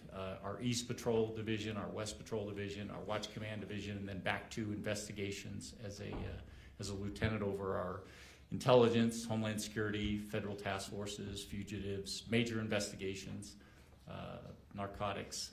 Promoted to captain, went to the city of Holiday, and at the time, the sheriff's office had contracts with several cities, and I served as their chief of police until I retired. We became the Unified Police Department during that time, and I was promoted to deputy chief and retired in 2015. During that time, I also attended the FBI National Academy, graduated from there, Quantico, Virginia, the FBI Command College, the Post Command College, continued on with educational endeavors throughout my career. Retired in 2015, so almost 11 years ago. And though you retired, you say you stayed in the industry. Yes, I did. Now, obviously not as a cop, right? Not as a police officer. Do you do investigations? I do, as part of my company, yes. And then you mentioned consultation. Yes. Who seeks consultation from you? What kind of people or entities or Yeah, businesses? Mostly, I mean, attorneys are my biggest people that consult with me. I also consult with, local law enforcement. It could be local, counties. I do consultation, larger business and corporations. Bertram and Associates, my father had connections throughout, retired FBI agents throughout the country, and so we get contacted by, companies that may have businesses or need consulting done here in Utah, along with, counties and cities. I consult with them, attorneys a lot of time, and then very few, but occasionally with citizens if they have something that I can help with. And then, have you testified as an expert witness on the subject of police investigations and Yes. police investigations? I have. Now, you indicated with attorneys, you're not a police officer. Is it fair to say that the attorneys that are consulting with you are in private practices or in, frankly, the defense work? Yeah, most of. Occasionally there's with a city or a district that I'm doing work for, consulting with, there may be attorneys involved with those, but the majority are private attorneys. So considering that the government has police, you are more likely to be the consultation source for defense attorneys in the criminal justice. Most of the time, majority of the time. And you've testified as an expert. Roughly how many times do you think? I've testified, I think, as an expert 23 times.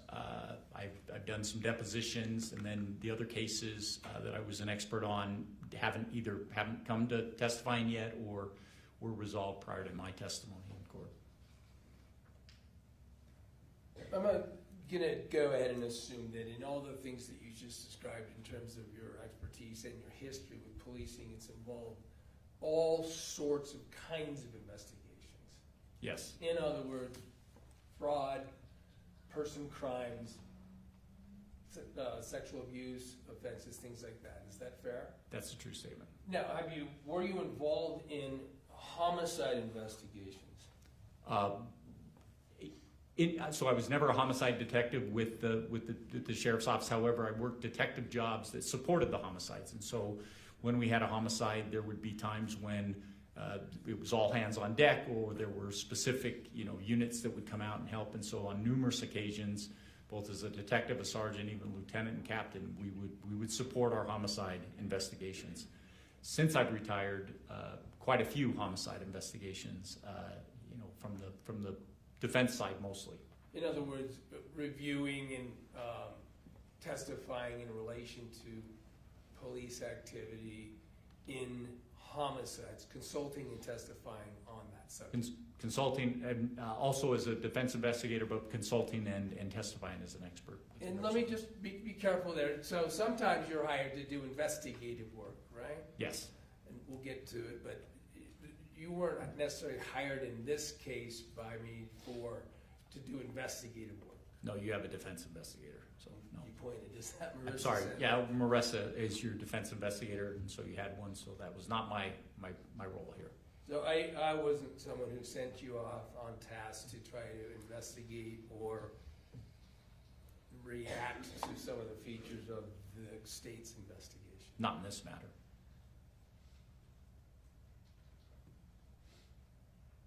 In terms of what I hired you and asked you to do was consult on what happened in the way of an investigation in this particular case, right? Yes. Were you provided materials to help in that task? Yes. We just learned, ironically, from a psychologist, but there's a term discovery.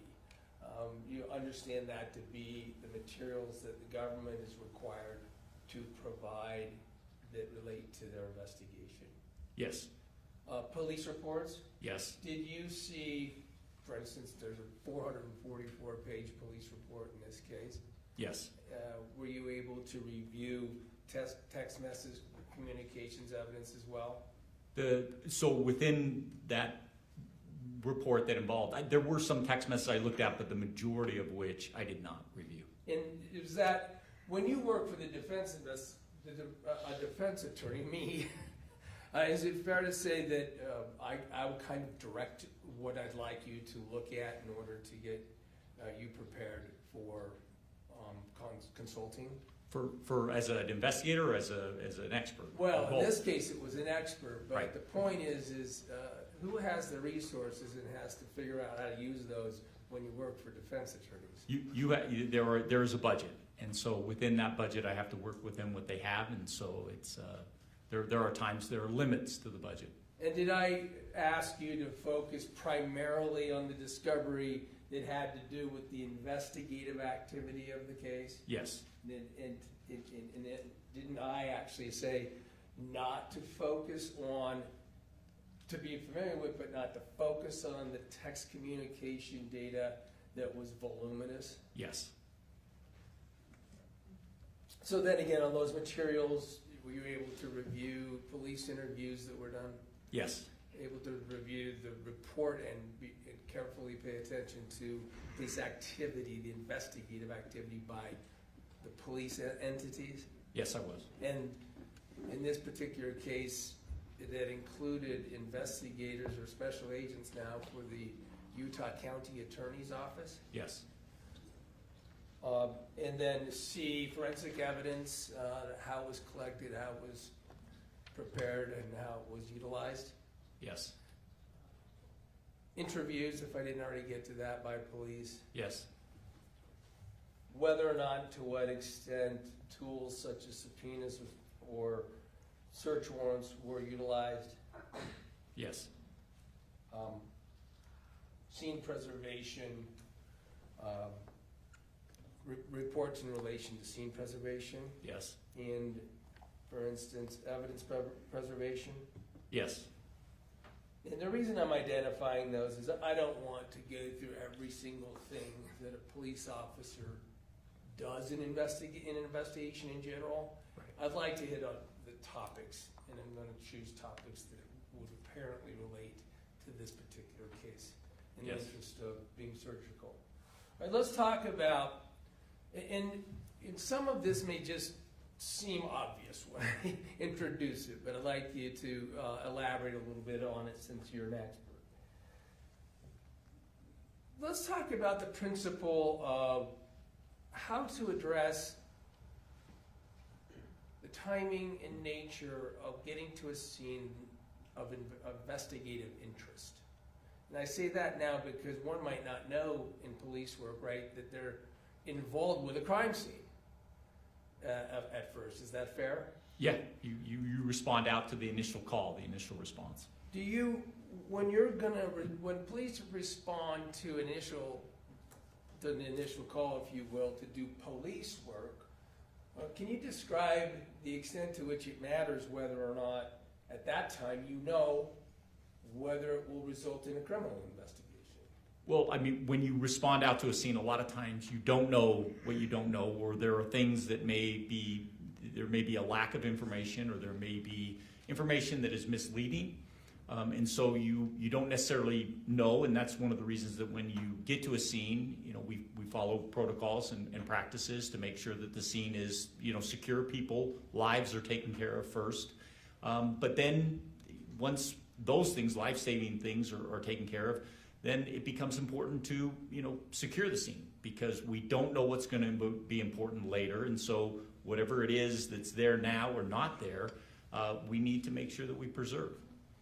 When the police are conducting that sort of aspect of a case, is the timing of getting to the scene to preserve it important? Very important. And why? Maybe this is obvious, but I use this statement throughout my career, and especially, even in the private investigative world, my consulting world. Time matters. The minutes count. And so one of the things that, within law enforcement, we want to get to a scene as quickly as possible. Now, if somebody, broke my window, it may not be as urgent as somebody is having a medical crisis, and that there may be other things involved, or somebody has just been seriously injured and suspects are still on the scene. We want to get to a scene as quickly as possible so that we can, one, make sure that people are safe, and then two, make sure that we preserve and start collecting and investigating as law enforcement officers. You get a first time first.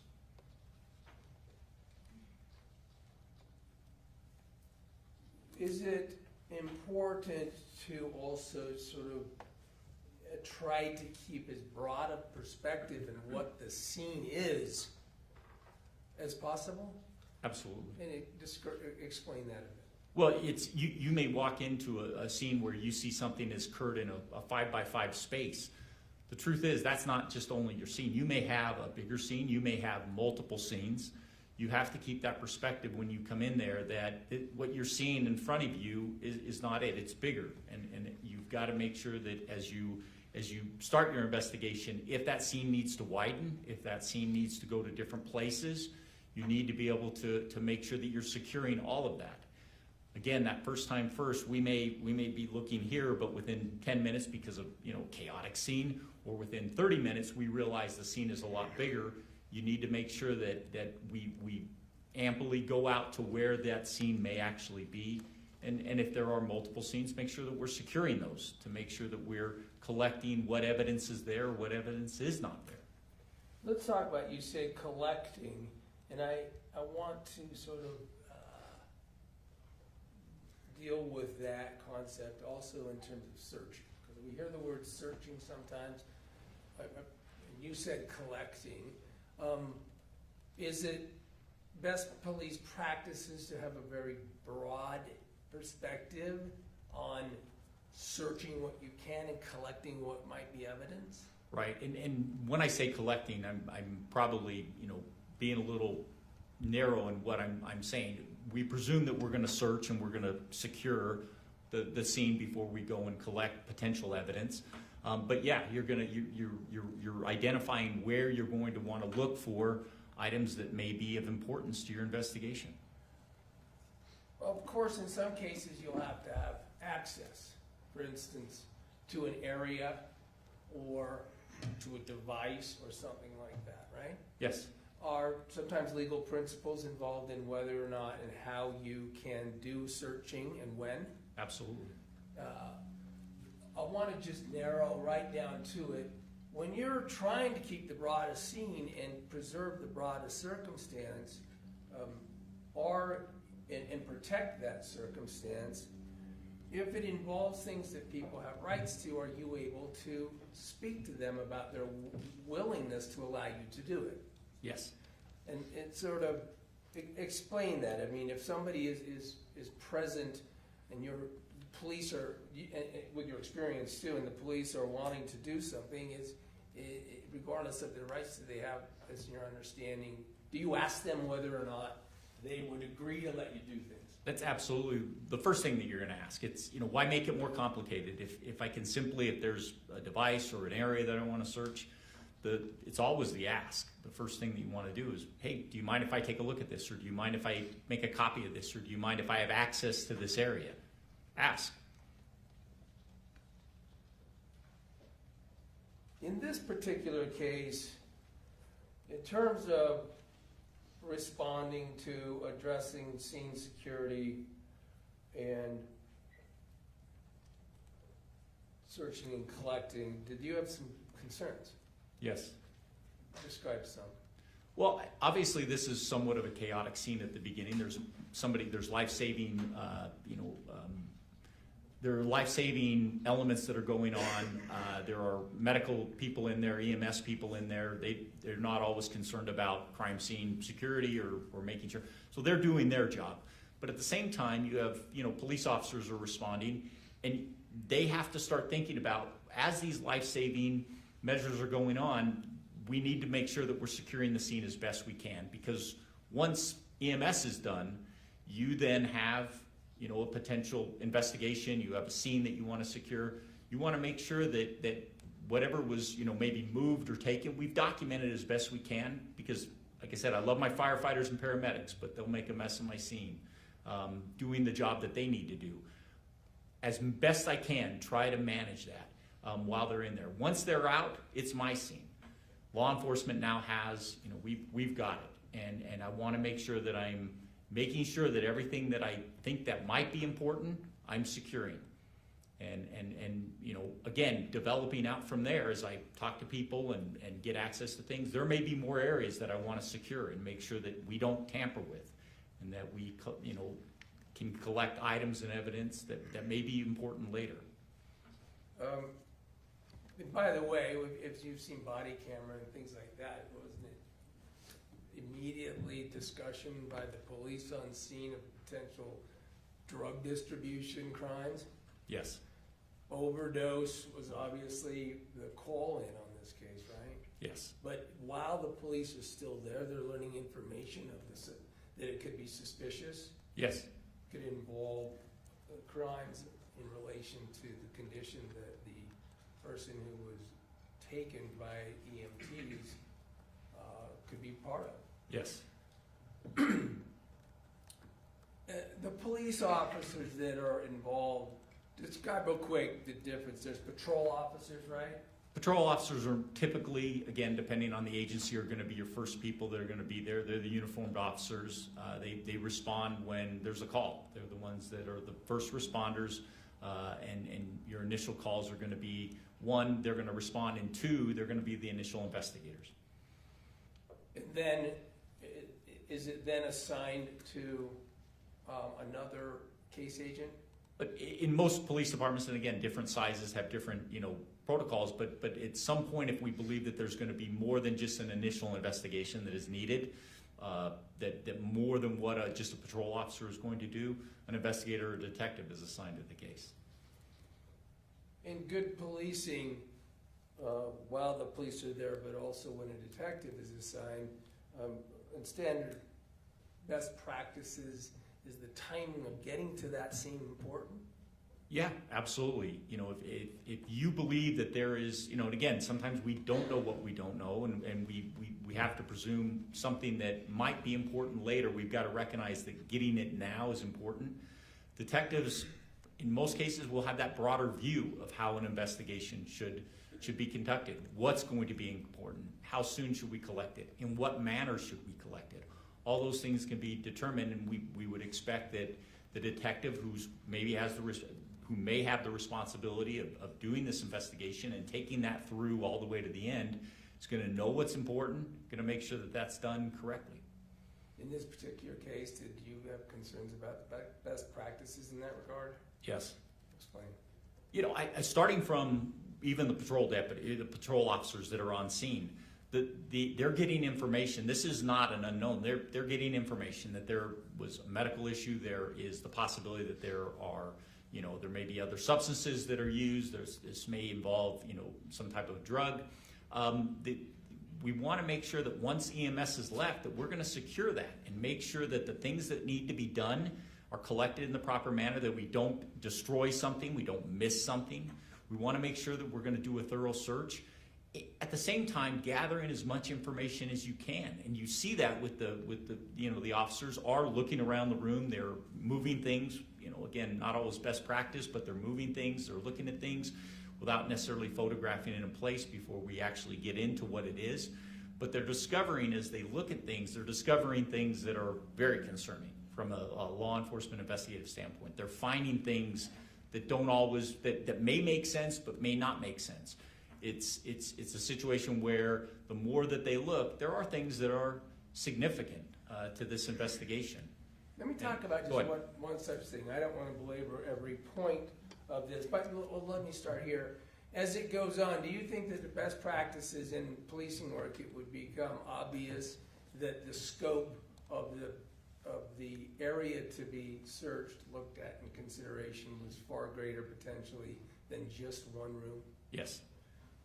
You didn't see them ever treat more than just that room as the scene to be investigated, did you? No.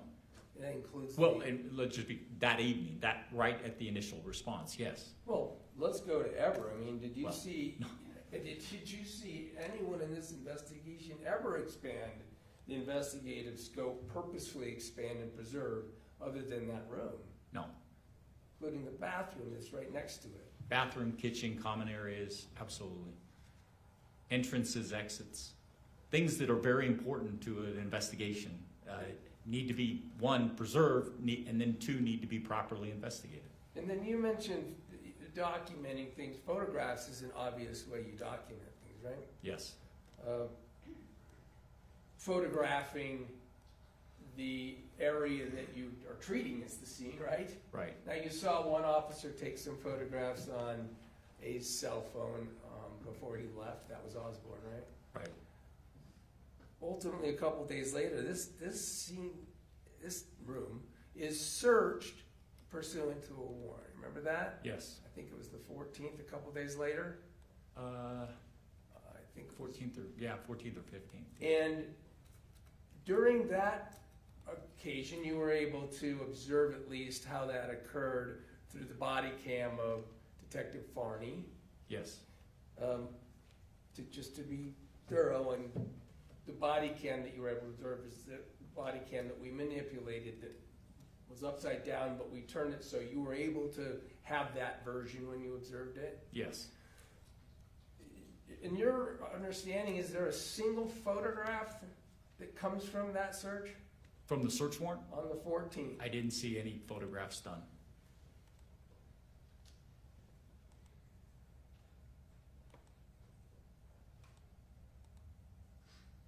We'll get to it in a minute, but there was also this ultimate addressing of the area outside on the patio with the trash search and the Fanta box, we're going to call it. You recall that? I do. You were able to observe that. You don't know, probably, that some footage was played from that day. That was the 19th. Did you see law enforcement take any photographs of that search? No.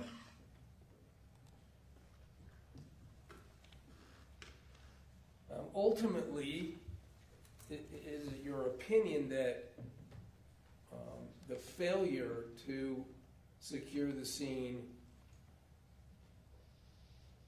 impacted the quality and ability to have a quality investigation as it pertains to this case? Yes, it does.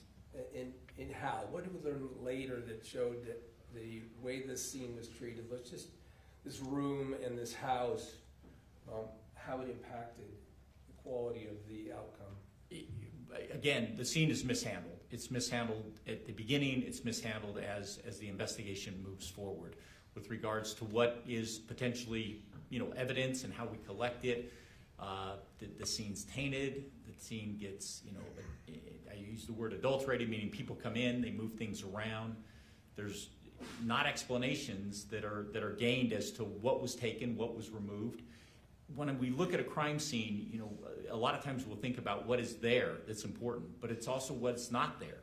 And when you look at what's there and what's not there, after that initial police, the uniformed police officers there are people that move in and out of that space regularly. There's, an unfortunate, weather-related accident that occurs.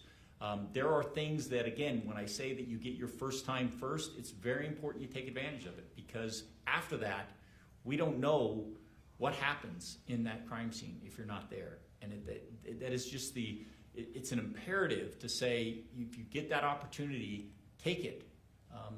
Good and best practices are that we investigate these, with an expectation that it's going to be good, that there's going to be an exceptional investigation.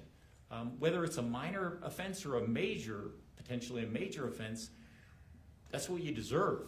I mean, I expect that as a law enforcement person, as a law enforcement executive. I expected that you want an exceptional investigation done. And if you go ahead, if you don't, go ahead. Let's go to some particulars. Can you think of any reason that the bathroom wouldn't have been searched, wouldn't have been preserved, let alone searched on the night that police first arrived? I mean, I'll say that no, there's no explanation, but I also know that, there's things like laziness or, not having the capacity to be an investigator or not understanding the importance of an investigation. There's a lot of reasons why you may not think it's important at the time. Again, some of the things that I've experienced throughout, 36 years are there, but no, it needs to be looked at. Well, in this particular, to make a point out of your generality, in this particular case, it was in an interview with Meggan Sundwall that occurred days later that the potential use of the bathroom became a major feature. Do you agree? Yes. So does that illustrate the point that by failing to do the work there, you failed to be able to preserve things to assess that bathroom in relation to the issues that came up later in the case? Yes. I want to talk about another specific part. I'm not going to talk about all of them. But in the initial police work and the cameras, did you recall that it was captured on another officer's camera that Officer Robinson had found a letter that he was holding up that had Meggan Sundwall's name on it, right? An envelope. An envelope. Yes. I'm sorry. He had found an envelope. He had held up the envelope and looked in it, according to what we can tell from the camera, right? Yes. And had actually asked Jorgensen, who was in charge, do you want me to run, this has a name on it, do you want me to run this name? I do recall that. Now, that's Meggan Sundwall, and what he meant by run was seek out information from the various sources. I presume so. You later, was it obvious that it was later learned from an interview with Mark Kay and Kylie that material that they had been communicated to by now deceased Kacee to not give certain things. Judge, I'm going to object. This is leading the witness. I'm just getting to the next act. It's transitional. Overruled. I'll allow it. We got to get there. I'm just talking about, you saw later there's an interview that would have to do with materials to give to Meggan. Is that fair? Yes. And I'm just asking this as illustrative. And then ultimately it is, did you learn that it appears that those individuals or some individuals of some sort had been in the room? Objection again, Judge. This is leading. If he wants to ask the witness what he learned, then the witness can explain that himself. That's sustained. That's fine. What did you learn about the significance of that interaction with the letter, or with the envelope? That it appears that things were removed by individuals that later in the police investigation, those items may not have been available. Let's just talk about the Fanta box. This Fanta box thing, what did you see about the evidence in the Fanta box and its discovery? So there was, from the investigation, there was a mention about there was items found in a Fanta box, including a rag, some other items that were syringes. With regards to, there was the officers came back to the scene. However, it appeared that a family member, Mark, had actually handled those things, taken them out, taken photographs of them for the detectives, and then kept some of those things out, but then thrown the Fanta box back in the garbage. Let's just talk about how that originates. I mean, it's the 19th, it's 6 days after the event, and how did the police learn that potential evidence was on scene? They were told by Mark, because they were out at the residence again, and they were told by Mark that there may be potential evidence. And did you see how Mark told, actually the 18th, did Mark communicate with Detective Farney? Yes, Did Mark communicate about having found that evidence? he did. Do you take issue with how Detective Farney, in terms of best practices, reacted to that? Yes. Describe. When as an investigator, if you're made aware of something like that, that is, again, it gives me, a little cringe anxiety that you don't touch that. If somebody calls and says, hey, I found something at the scene, we're actively investigating, don't touch. We'll be out. And if I'm not available to come out as an investigator, I'm going to have somebody else come out and photograph that in place, collect it, find out the circumstances of how that was found, what was done, and again, important by the fact that, did you touch it, did you remove it, what did you touch? We have to have an understanding so that as we process that as potential evidence, I maybe know that, I handled it a little too much, or I touched this one. Do your best not to. Allow law enforcement to come out and properly collect that, so that it's going to be effective if we need it. Did that happen? In the No. case? In terms of resources, real quick, some departments are smaller than others. Yes. Did you in your career encounter, and in your career since being a police officer, the system of agency assist or utilizing entities such as crime scene investigation? Yes. Was that available generally in the departments that you have looked at and are aware of? Yeah, in 36 years, smaller, medium-sized departments utilize a lot of times mutual aid, which are other departments that may have resources, state agencies that may have resources that they don't have. The police officers get trained about the importance of managing potential evidence. Yes. What about the issue of mismanaging it and the effect of contaminating its ability to be forensically analyzed? I mean, you have training, and through your training experience, I would hope that, training, you're definitely going to know that if you mismanage things or you don't collect or you contaminate those, they have significant effects down the line with your cases. Do you believe that mishandling in training, part of it is mishandling evidence, whether the police officer does it or someone else does it, can impair the ability to get things like fingerprints? Yes. Can impair the ability to get things like DNA. Yes. Now, when you're working as a police officer, you don't know what the DNA or the fingerprints or anything might mean, right? Nope. They could incriminate somebody. Yes. They could exculpate somebody. Yes. Absolutely. As a police officer, are you trying to make those decisions as to where this evidence is going to flow?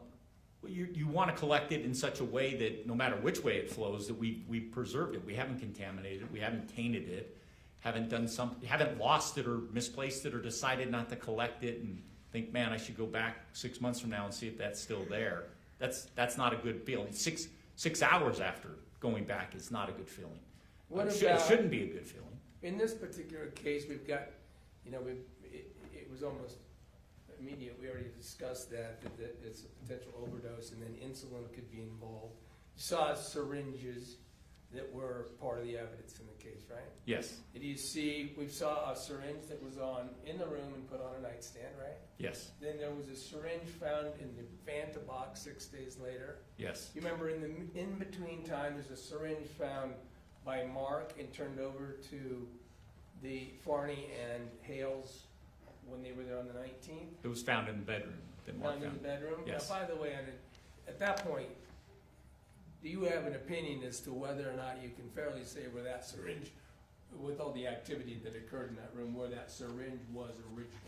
When Mark found the syringe? Well, Mark, where he found it versus where it could have been originally. No, that room had been, from a law enforcement standpoint, tossed. There had been people that had been in there. Things had been moved. Plus, there was mitigation going on from the weather-related, damage that occurred in the room.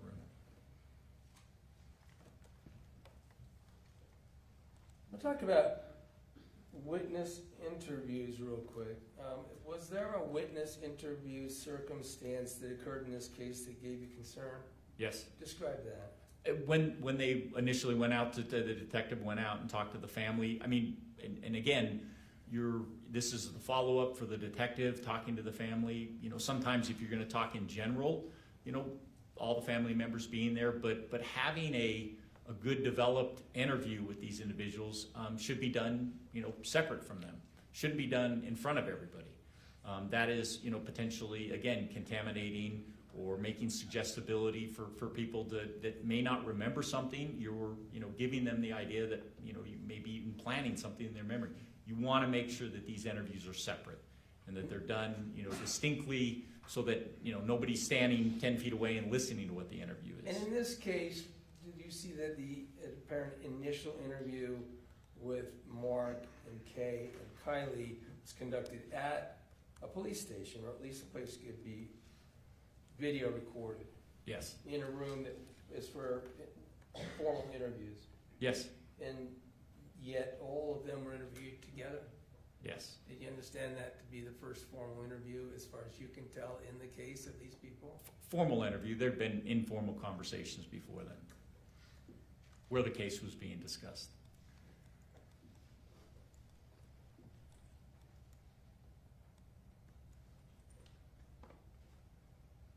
In terms of your investigative, as a police officer, talk succinctly about the tools, and in some cases, maybe the tools that are no longer available to an investigator that police have. That I, as and so I'm clarifying the question.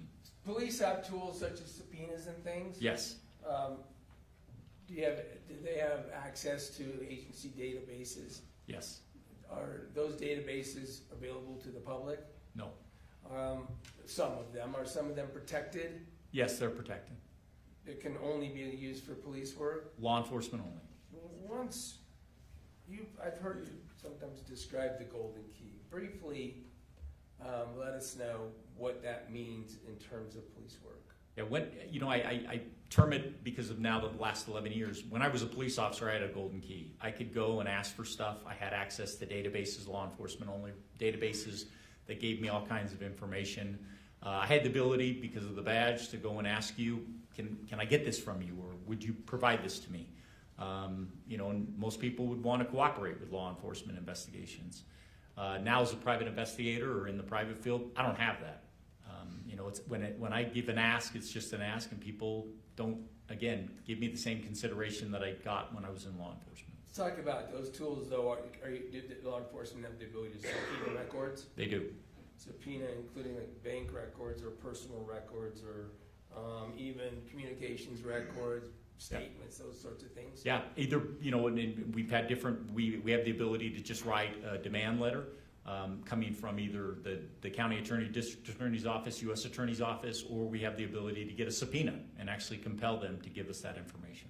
In this particular case, let me move to some support or assistance. Did you see that Detective Forney, whatever her history or her size of Lone Peak Police Department, had support and reinforcement and help from other individuals? She did.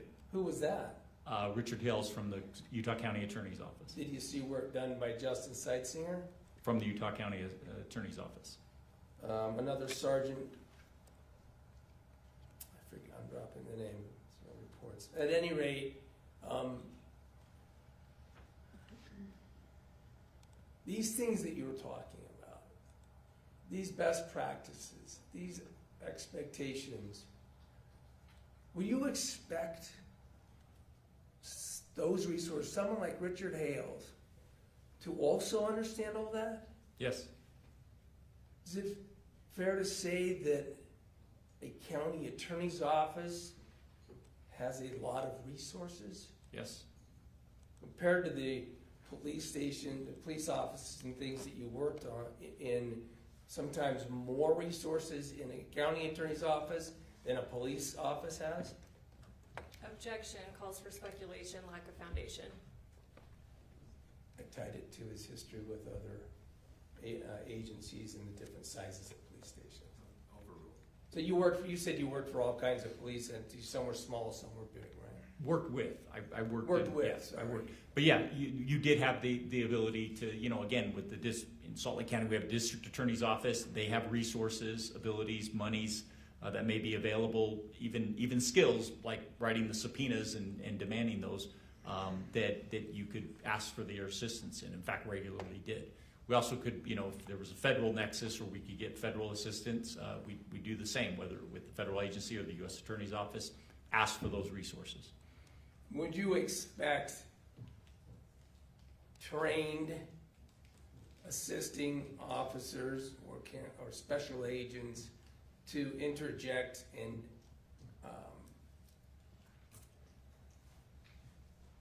utilize their best practices when they are assisting another agency? Yes? Did you see that in this case? No. Did you really ever see Special Agent Hales correct something that Detective Forney may have been engaged in that wasn't best practices? No. however, describe the prevalence of Special Agent Hales throughout the course of this investigation. Was he present? He was present for quite a bit of it once he got involved, yes. By the way, phones are forensic evidence, right? Yes. Phones, describe what kinds of importance phones can have and sort of information. And you can be brief about it because we did hear from Sightsinger. Yeah, phones provide all kinds of, I mean, we leave a digital footprint that's amazing today. You can retrace what's going on in somebody's life based on the phones.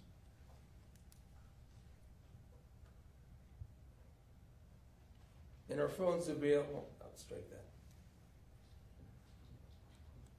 We've talked about all these various subjects, and I'm not going to belabor them anymore, but after seeing and evaluating from your expertise, the police activity in this case, do you have an opinion of whether or not it was, have an opinion as to it? Yes. Would you give that opinion? This was a poor investigation. It's sad in my opinion with regards to what went on in this police investigation. Did you believe that when you saw this poor investigation, it could have impacts on the ability to assess the evidence fairly? Yes. I don't have anything further. Thank you. Thank you. We got some water. States Cross? Yes.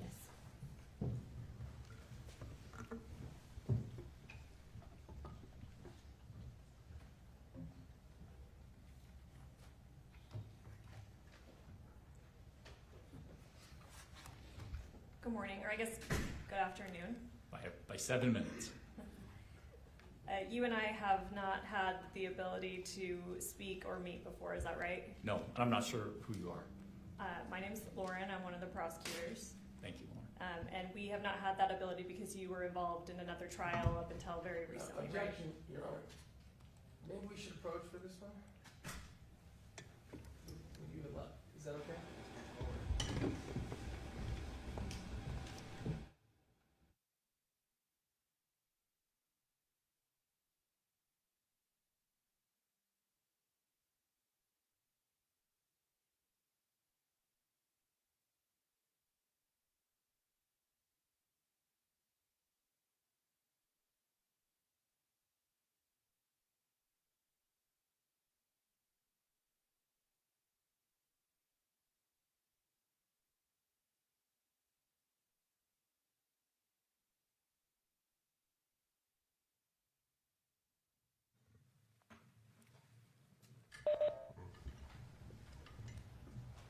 All right, you were not present at this scene that we're talking about, right? Correct. You did not observe the investigation as it occurred. No. You did not collect any evidence yourself. No. And in fact, we heard a lot about your history in law enforcement, and I understand it's been a bit since you, I think you said 11 years since you were in law enforcement, is that right? Yes. But while you were in law enforcement, and you may have been present in a supervisory role at scenes, you actually have never been responsible for processing a scene yourself, is that right? No, I have actually. As a deputy and as a detective throughout my career, there were times when we would process our scenes. We would also bring in our crime scene units to finish up, photograph, things like that. But collecting evidence, sometimes bagging evidence was my responsibility as a deputy, and sometimes even as a sergeant and a lieutenant. Less as a sergeant and lieutenant, though. Okay. Do you remember testifying in a case, well, sorry, I'll maybe come back to that. Okay. You stated you've never been a homicide detective. Not been a homicide detective. Your opinions that you've given on this case are based on your review of reports and materials after the fact. And my experience in education. Sure, Yes. fair enough. Your role here is you've offered criticism of the investigation. That's all developed in hindsight after reviewing these materials. I mean, critical decisions and lessons learned based on my opinions that there were gaps, yes. You're not offering an opinion on how Kacee Terry died. No. You're not offering an opinion that this was suicide. No, You're not offering an opinion that this was murder? no, You agree that those questions belong to the jury? yes, In real investigations, and we've heard about your experience, some evidence is missed sometimes, maybe even often some evidence is missed. unfortunately, yes. Not every possible item is collected. Unfortunately, no.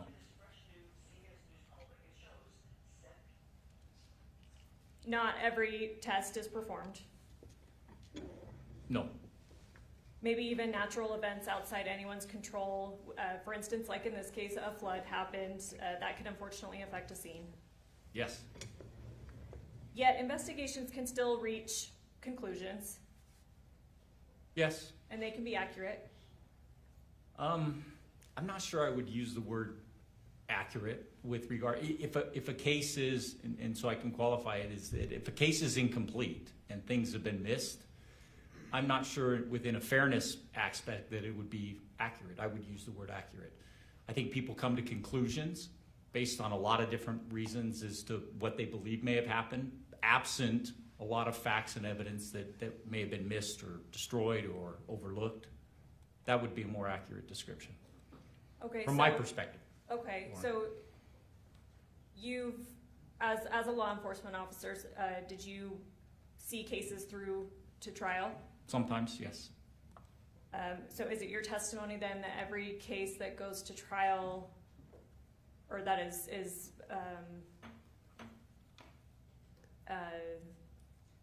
I guess, enough of a full picture of a case that goes to trial, the investigation had to have been absolutely perfect? So, I want to unpack, because that was a long question. Yeah, I apologize. So in my experience, both in law enforcement and now with criminal defense and victim advocacy, is it true that cases that are incomplete go to trial? Yes, unfortunately, and sometimes to hurt my heart in some cases, but they do, yeah. We've talked a lot about best practices, but certainly no investigation is perfect. Not completely perfect. There's always something else that could have been followed up on in hindsight. I mean, there are things that sometimes you wish you could have done better or collected in hindsight. Absolutely, that comes in. But I want to qualify that not every case is mediocre or poor or very good. There are a lot of cases that I've been involved in that are exceptionally great. Okay, exceptionally great, but have you ever seen an investigation that was perfectly done? Pretty close, but maybe not perfect. You said a lot. You don't know what you don't know.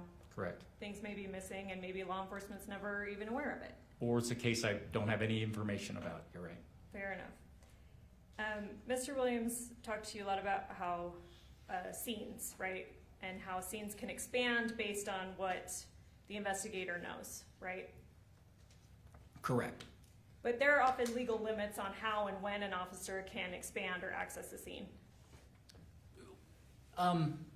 So I'm going to unpack that a little bit. It doesn't, if an officer believes that the scene should be bigger, but we don't have direct access at that moment to it, it doesn't mean that I can't secure it and go get legal access to that scene. That would be my belief is, if I'm expanding to somewhere where I can't be or legally be, I'm still going to secure it until I have the ability to get access to it, or I'm told no.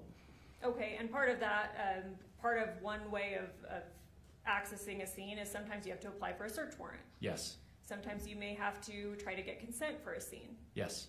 If somebody that has rights to a space, Mr. Williams asked you about that, if somebody has rights to a space, you can ask for consent to search the space. Yes. And you said that you absolutely would try to do that, right? Easiest way, easiest way. If the person that has rights to a space is in a coma, then that method is not available to you. No. You said in this case that you never saw the scope of the area investigated. You said it was never expanded. Wasn't expanded to what I believe they should have expanded to or could have. Do you know that the bathroom was in fact searched? The night that the officers were on scene or later on? Later at all? I believe that, yeah, it was searched. I think days later they went in and looked in the bathroom. And Mr. Williams mentioned this. It wasn't until an interview with Meggan Sundwall that the bathroom even came up as potentially related to the scene of what happened.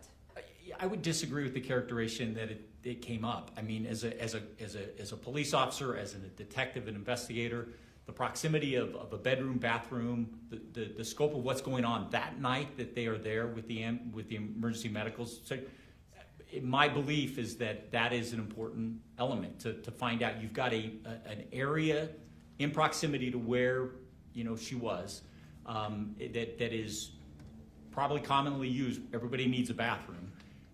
To me, that becomes a critical part of where I would be searching and looking for and getting access to. Sure, ideally, but unless you have legal probable cause that demonstrates that the bathroom was I'll involved. object to the notion of legal terms. I don't think that's appropriate in court's respect, or conclusions that are in fact legal and involve lawyers and judges. Judge, he's talking about the ability to search places, and he has been involved in law enforcement. Certainly, he knows the hurdles that are involved with the ability to search scenes. So I would just say with regards to the hurdles there, because of the proximity, again, I can start with the basic. I can ask if there is somebody that has the ability to give me permission for that area or other areas outside of the bedroom. I ask. I also know. And let me Go stop ahead. you there, because we covered, someone has rights to a space, but they are in a coma. Right. You can't ask, right? Nope. Then I can apply for a search warrant. All right, and to apply for a search warrant, you have to have some nexus, some relation, and not just in physical proximity. You have to have some nexus between what's happened and why this new area is related. Well, and again, Lauren, I'm going to talk about my experience in 36 years and the evolution in the last 11 that I read search warrants. And again, I'm not a lawyer, so if I use the word probable cause, that bar is that we just have to show that there's a probability that area could produce evidence of the crime that we're investigating. And for me to expand, and again, I look at the footprint of that area in the basement and the area surrounding that, that's all germane to this investigation. And to allow myself to write a search warrant for not only the bedroom, but that expanding area. Somebody has a bathroom, somebody has a common area, somebody has a kitchen, or maybe a living area, or an area outside that may include a deck or a garage or a vehicle. I'm going to include that, and again, a judge is going to make the determination whether I have that. But as an investigator, I'm going to make sure that I'm going to get what I need on that first time first. Right, but to get what you need, you have to have some nexus or belief that there may be items of evidentiary value in those spaces. Right. So we've covered that not the night of, but later on in the investigation, the bathroom was searched, right? Yes. The decedent's car was searched. Yes. Areas of the kitchen was searched. Yes. The fridge in the kitchen was searched. Yes. Phones were searched. Yes. You cannot say that any alleged investigative shortcoming in this case changed the medical findings. When you say medical findings, you're talking about the medical examiner's report? Yes, or toxicology findings. Well, maybe not toxicology, but I would imagine from the medical examiners, my experience is the medical examiner takes the investigator's information and applies that to what the outcome or what the cause of death could be, or what could be elements of the cause of death. Yes. Okay, and a medical examiner is responsible for, never mind, I'll strike that. You said yourself that the majority of the text messages in this case you did not review. Correct. In fact, you were asked by Mr. Williams not even to focus on that. Correct. In addition to physical evidence or evidence that can be physically present at a scene, things like statements from a defendant are evidence. Yes. Text messages, certainly between defendant and the decedent, are evidence. Yes. And in some cases, evidence like text messages can be extremely significant to the final determination. They are absolutely. Anything that, again, when we look at the totality of everything that could be evidence, text messages could actually have an impact, yes. And not just an impact, they may even be critical They're points very, of evidence. At times, text messages are very critical.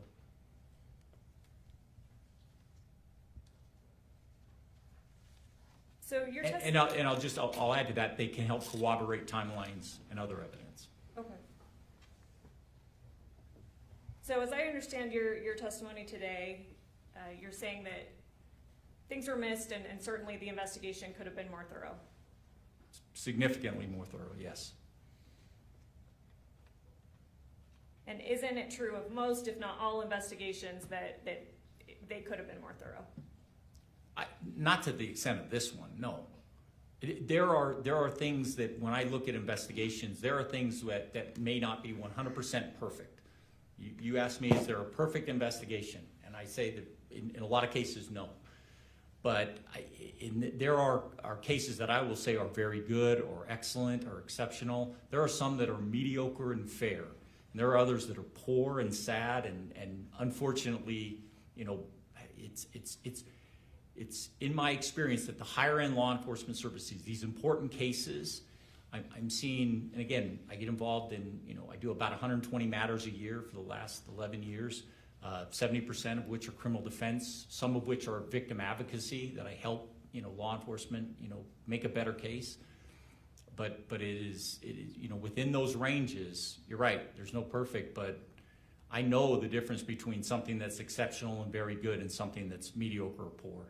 Okay, and let's talk about, we talked about different types of evidence, right? There's certainly physical evidence that you can find on a scene. Yes. There's forensic evidence that you can have, you know, tested. Yes.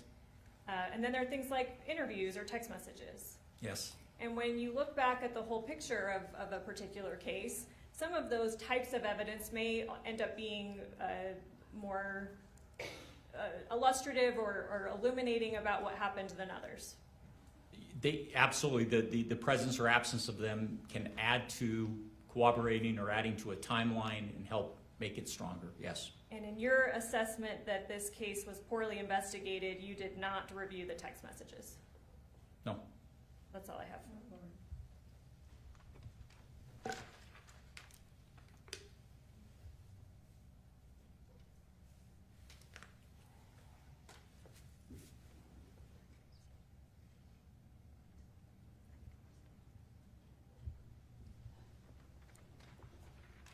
That's all I have. Thank you. Redirect.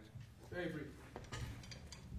The role of the police in the criminal justice system, collecting evidence. Is that what you understand the role of police to be? It's one of the roles. It's an important role. When you did your job, and as you look at and evaluate these investigations, is it with regard to what can be brought to the prosecutor? Yeah, it's when you do an investigation, one of the things that I think are lacking sometimes is investigators don't realize what they're thinking about at the end, 2 or 3 years later. You know, putting this and presenting it not only to the prosecutor but presenting it in court. But the role of the police is to bring the evidence available for a prosecutor. All evidence. Because the prosecutor has to use that to prove things that happen, right? Either prove or decide to decline. And a bungled investigation with poor evidence and missed evidence affects the ability to prove things. Can we agree? Yes. Nothing further. Anything else, Ms. Hunt? No, Judge, thank you. Thank you. Can this witness step down? That's my request, Your Honor. Thanks for being here. Thank you. Step down. Counsel, please approach.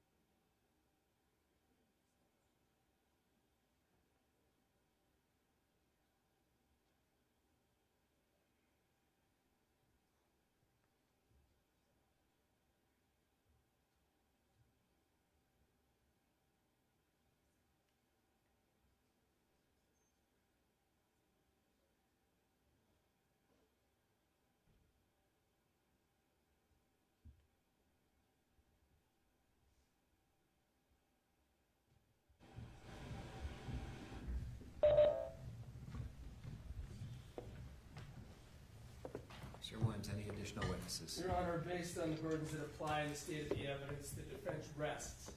Thank you. Ladies and gentlemen of the jury, we're going to take our lunch break right now. Let's see, how about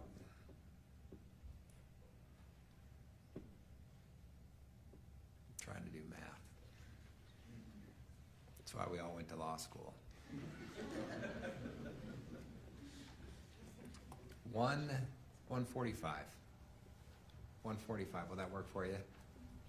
All right. Might I remind you, you are admonished by the court that it is your duty not to converse among yourselves or to converse with any person on any subject of the trial, and it is your duty not to form or express an opinion thereon until the case is finally submitted to you. This includes no individual research on the parties, attorneys, or claims. Have a good lunch. We'll see you back. All rise, jury.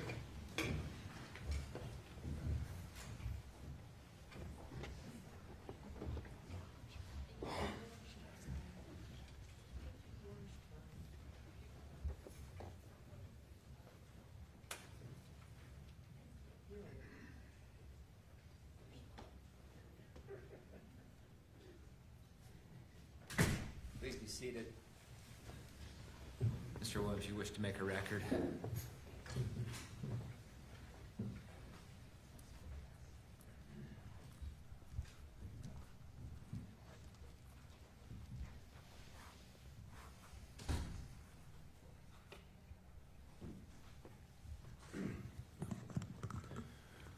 Your Honor, of course, Ms. Sundwall has the inalienable right at her choosing to testify at her trial. That's even regardless of advice. Prior to the defense resting, a full conversation throughout my representation up until today with Ms. Sundwall has been about that right, that it is hers despite my advice. I am confident, I advised her not to take the witness stand, and she indicated prior to the defense resting that she was going to follow that advice. And I'll have her confirm that that is true now, Your Honor. Ms. Sundwall, is that correct? That's correct. You understood you had the right to take the stand in your defense at this trial? Speak out loud. Yes. And I advised that you not take the witness stand? Not to me, to the record. And you followed that advice? Yes. You feel like you fully understood that advice? Yes. And that all occurred prior to the defense resting its case just a few moments ago. Yes. Your Honor, seek anything else in the way of a colloquy? Oh, I think that covers it. Thank you. Anything else we need to cover before we break? I can't, not right now. No, thank you, Your Honor. All right, we'll see everybody back here at did I say 1:45? Yeah. I think that was believe right. so. All right, thank you all. Be in recess. All rise.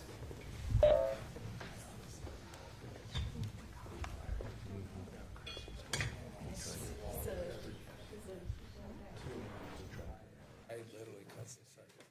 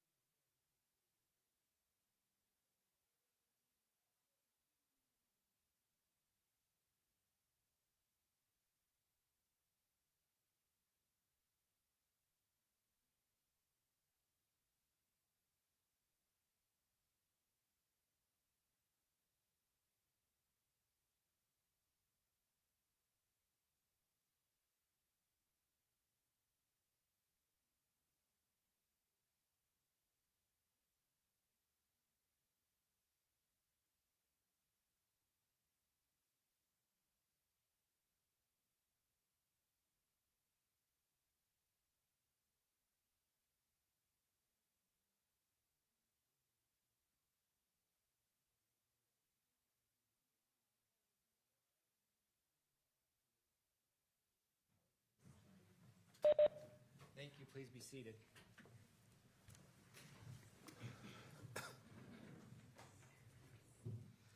We on? We're going to go back on the record on case 251-401-132, State of Utah versus Sundwall. We're back from our lunch break. Counsel, where are we at? Your Honor, there's a remaining issue that I failed to get, well, the parties have failed to resolve with pending under advisement admission of defendants F, the video of body camera video of on-scene officer Jorgensen, which video is necessary because of the loss or destruction of Robinson's video, the officer the state called. It was played in court and the state moved for its admission. We were not apprised ahead of time that that was going to happen, so I asked Your Honor to take it under advisement. And I've been intending to ask in the last couple of days to address it, and we don't object. I think, I'm not sure if this is something they should even be allowed to do, but the state is taking the position they can withdraw their objection and now object to its, or withdraw their motion to admit it and object to it being admitted. So I don't know how you want to address that, but we are seeking to have defendant's exhibit F entered as moved by the state. And there was discussion, correct me if I'm wrong, there was discussion about having it entered without Yeah, and audio? Judge, I guess that's the state's issue, is the way that it was presented in court and the way that defendant presented it as a demonstrative did not move for its admission, was it's played to show the layout of the home and it was played without audio. When we moved for its admission, our understanding of how the exhibit would be admitted is in that format. What I understand defense now wants is for it to be an exhibit with audio, that the jury is allowed to now hear audio that was not played in court, was not admitted, and that's what we take objection to. So our position is we withdraw our moving for its admission, and if defendant is, and appears that he is still objecting to that and wants its admission, then we would maintain heavily that it should only come in the format that it was played in court, which is without audio. And I obviously haven't heard the audio. Yeah, but the state has, and I mean, I wish we could have a record we could refer back to, because I was the one that's surprised they weren't in with audio, and asked that you reserve, because we hadn't contemplated whether or not admitting that entire video with audio would be problematic, since we played it in court in a published form without audio. But how we published it, I would submit, has nothing to do. We've got video, audio, and audio-video of witnesses already admitted to this jury that never got played in court, no portion of which got played in court. So I don't see how it's relevant what got played in court. But we were surprised at the motion by the state to admit it. When I asked to reserve it, it's because that surprise caused me to want to review it, including audio, and we have no objection to the state's motion to admit it. I don't know what it matters. I don't know why we would admit it without audio. And Judge, let me clarify, and I'm not saying that Mr. Williams is deliberately misrepresenting this, but we did not ask to admit it with audio. We asked to admit it, and maybe we should have been more clear at the time, but in the form it was played without audio, which Mr. Williams said was so the jury can get a sense of what the layout of the home was. With audio, it contains very many hearsay statements, and we would object to the audio coming in. How am I able to assess it when I haven't even heard it and we don't have a stipulation? How can I assess the probative value and deal with prejudice and confusing jury issues and things of that nature? Well, and that's why our original preferred position is that we are withdrawing our motion to admit it.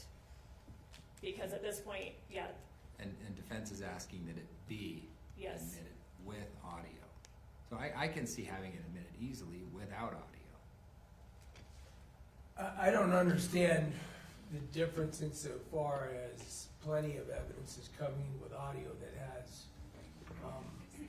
hearsay statements in it. But that was stipulated. Well, I agree.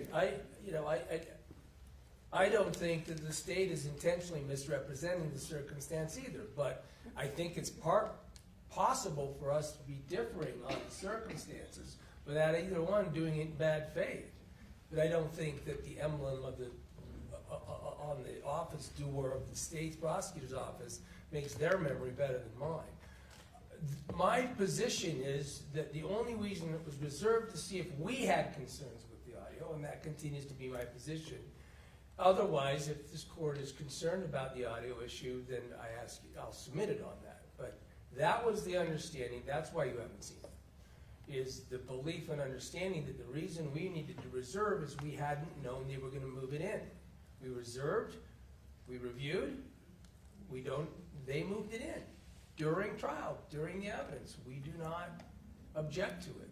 If they are now wanting to somehow keep it on or modify it, I'm sorry that this is coming to you at this time. That's my explanation for why it's coming to you at this time. So if I understand correctly, the state, you don't have a problem with it coming in without audio as it was shown to the jury. Correct. The defense wants it with audio, and I don't even know what's on the audio. State has concerns about what's on there. I don't have any idea what's on there. Correct. So this gets back to my original question, Mr. Williams.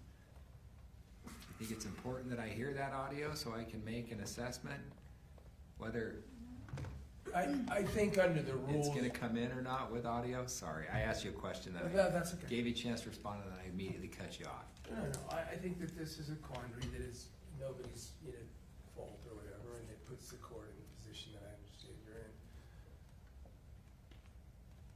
The problem with not having audio to video that has audio, I think under the rules would be confusion of the jury. It's confusing to have it without audio. And frankly, that impacted a bit of the examination of Officer Robinson, or I should say Detective Farney. Robinson had already, no, it was during the, I think it was during the testimony of Robinson. So Robinson, and keep in mind this circumstance, Robinson's testifying, I'm having to use Jorgensen's body camera because Robinson's body camera was lost or destroyed. When I talked to the state repeatedly leading up to and during this trial about remedies that I ought to seek perhaps on behalf of my client for the loss or destruction of evidence. In fact, their only law enforcement first responding witness is the one who didn't have the body camera because they lost it. Got mislabeled. Detective Farney got to review it, and then it remained mislabeled. I don't know how that would be since she would have to know what platform it was on to review it. And we had to present circumstances in relation to Robinson's testimony with Jorgensen's body camera because of that feature.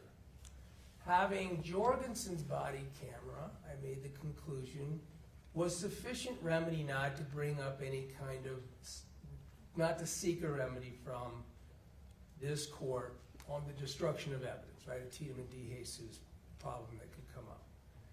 And because we had the alternative of Jorgensen. So I think with that probative value, with that dynamic in place, and with the video coming in, it would be as if his were played. We played the body cam of officers all the time who are on the witness stand, but he didn't have one. So this would essentially at least provide the remedy of, it would at least remedy that circumstance by having a very similar and sometimes overlapping body camera in support of and in relation to the first responding officers. So just so I'm clear, on cross-examination, you're the one who brought the video up Right. and said, I'm just using it for illustrative purposes with no sound. Sometime during that, then the state, and I can't remember the argument exactly, then the state said, well, then what we would offer to have it admitted or received, and you objected. No, I didn't. That's what's important. I asked for you to reserve ruling on it.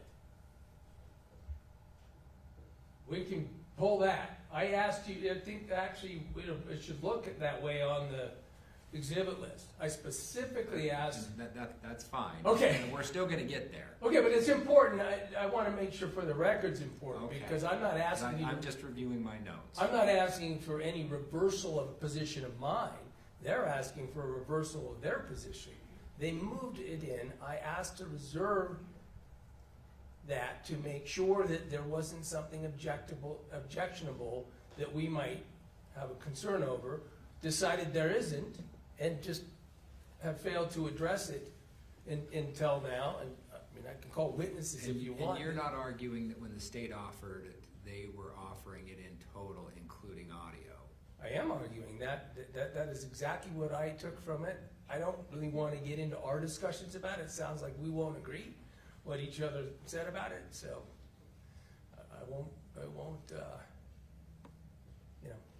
introduce that cactus. Yes, if I may respond. Mr. Williams is now completely shifting the issue. At the time he used the body cam, what he represented to the jury and why he even used it without audio was so the jury could get a better sense of the layout of the home. And that is the reason that we moved it into its admission, and we did not say with audio because we never contemplated the audio because it contains hearsay. And although there have been other stipulations reached between the parties of other forms of hearsay, that Mr. Williams crossed extensively on why Robinson's body cam is missing. That's his remedy for any Tiedemann issue. Trying to admit an exhibit that he illustrated or published to the jury for illustrative or demonstrative purposes, now saying that that is his remedy for missing body cam and that we need the substance of what was said in that body cam that was published to the jury is now completely shifting the issues. The state did move to its admission in the form that it was published to the jury, which is without audio. The state does object to the audio coming in because it contains hearsay that we have not stipulated to with Mr. Williams. Thank you.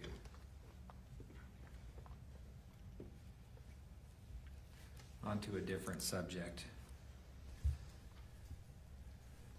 We can have any rebuttal. No, Your Honor, the state has determined that rebuttal in this case is not needed. Mr. Williams, any additional? No, I didn't know whether this was gonna get to the point of having to seek to reopen. It wasn't my motion, that's why I think the key is. I hope the court doesn't believe that I'd be barred from this exhibit. No, I'm not talking about the exhibit. 'Cause I'm talking about rebuttal witnesses. Oh, no, I can't. I just want to confirm that Oh, yeah, the no, evidentiary no. portion of this trial is over. I'm Yes. sorry, Judge, no, I would, I inartfully asked that question. I'm sorry. That's all right. Okay. The jury's here. I don't want them to leave yet. Give me a couple minutes. As to Exhibit F. I'll be back in just a moment. All rise.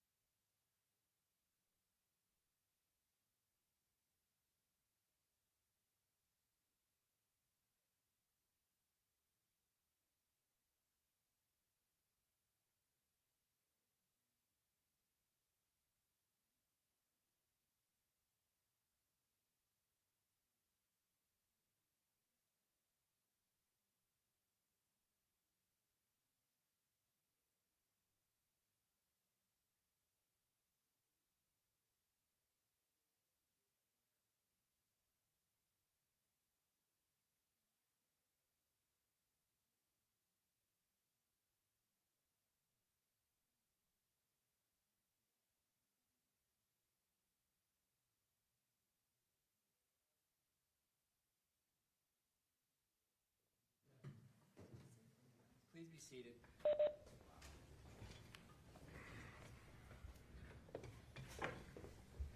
We'll go back on the record on case 251-401132. Court has just heard arguments from the parties as it relates to Exhibit F. I'm prepared to make a ruling on that. Before the court is the state's motion to admit Exhibit F as an exhibit without audio. During the testimony of Officer Robinson, the defense asked to publish the body cam footage of Officer Jorgensen for the purposes of showing Officer Robinson's physical movements and the layout of the home where the alleged incident occurred. The footage was published as a demonstrative exhibit without audio. The defense asked the court to defer ruling on the admission of the video as an exhibit until now. The defense has no objection to the admission of Exhibit F as long as it is admitted with audio.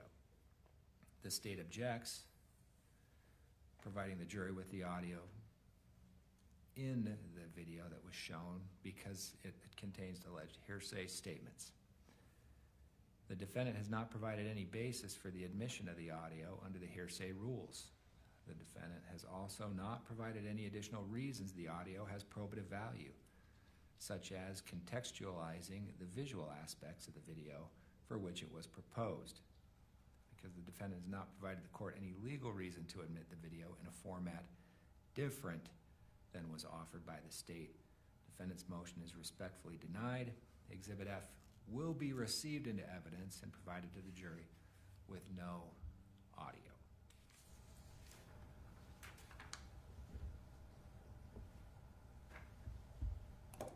All right. The evidentiary portion of the trial is finished. I believe, well, counsel, please approach.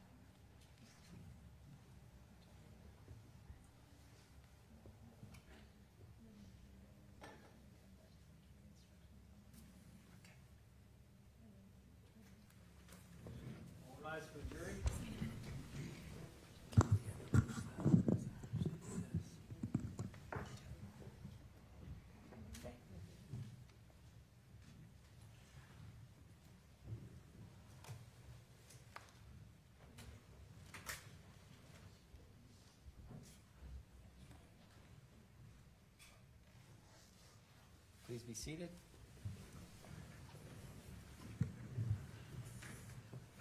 Ladies and gentlemen of the jury, welcome back from lunch. Hopefully it was a good break.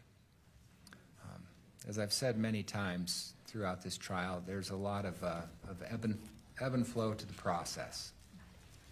A lot of starts and stops, and a lot of pivoting that's required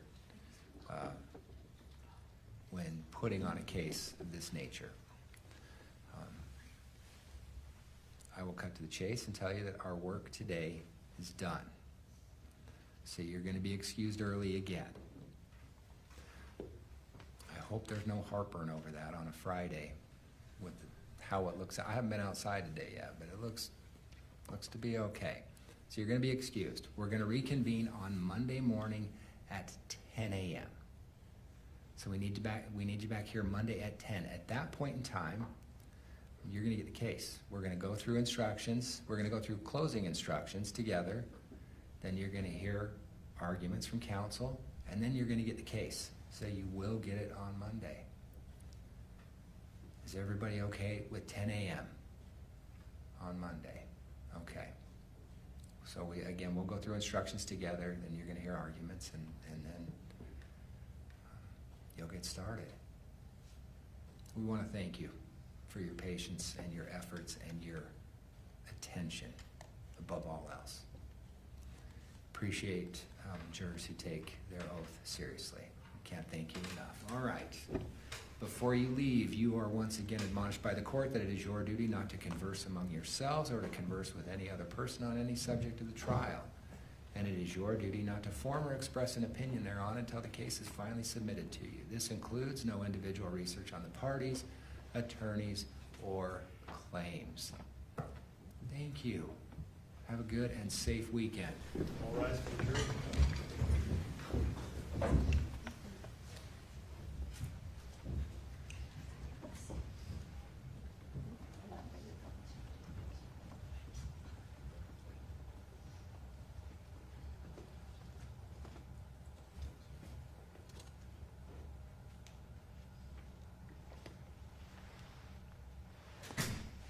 Please be seated.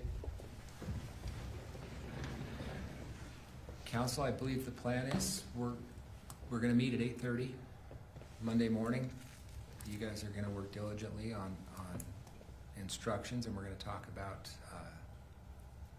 any instructions that aren't stipulated to on Monday, and then any other issues we need to deal with, including the special verdict form. Anything else we need to cover? I don't think right now. No, thank you, Your Honor. All right, thank you all for your efforts so far. Everybody stay safe. We'll be in recess.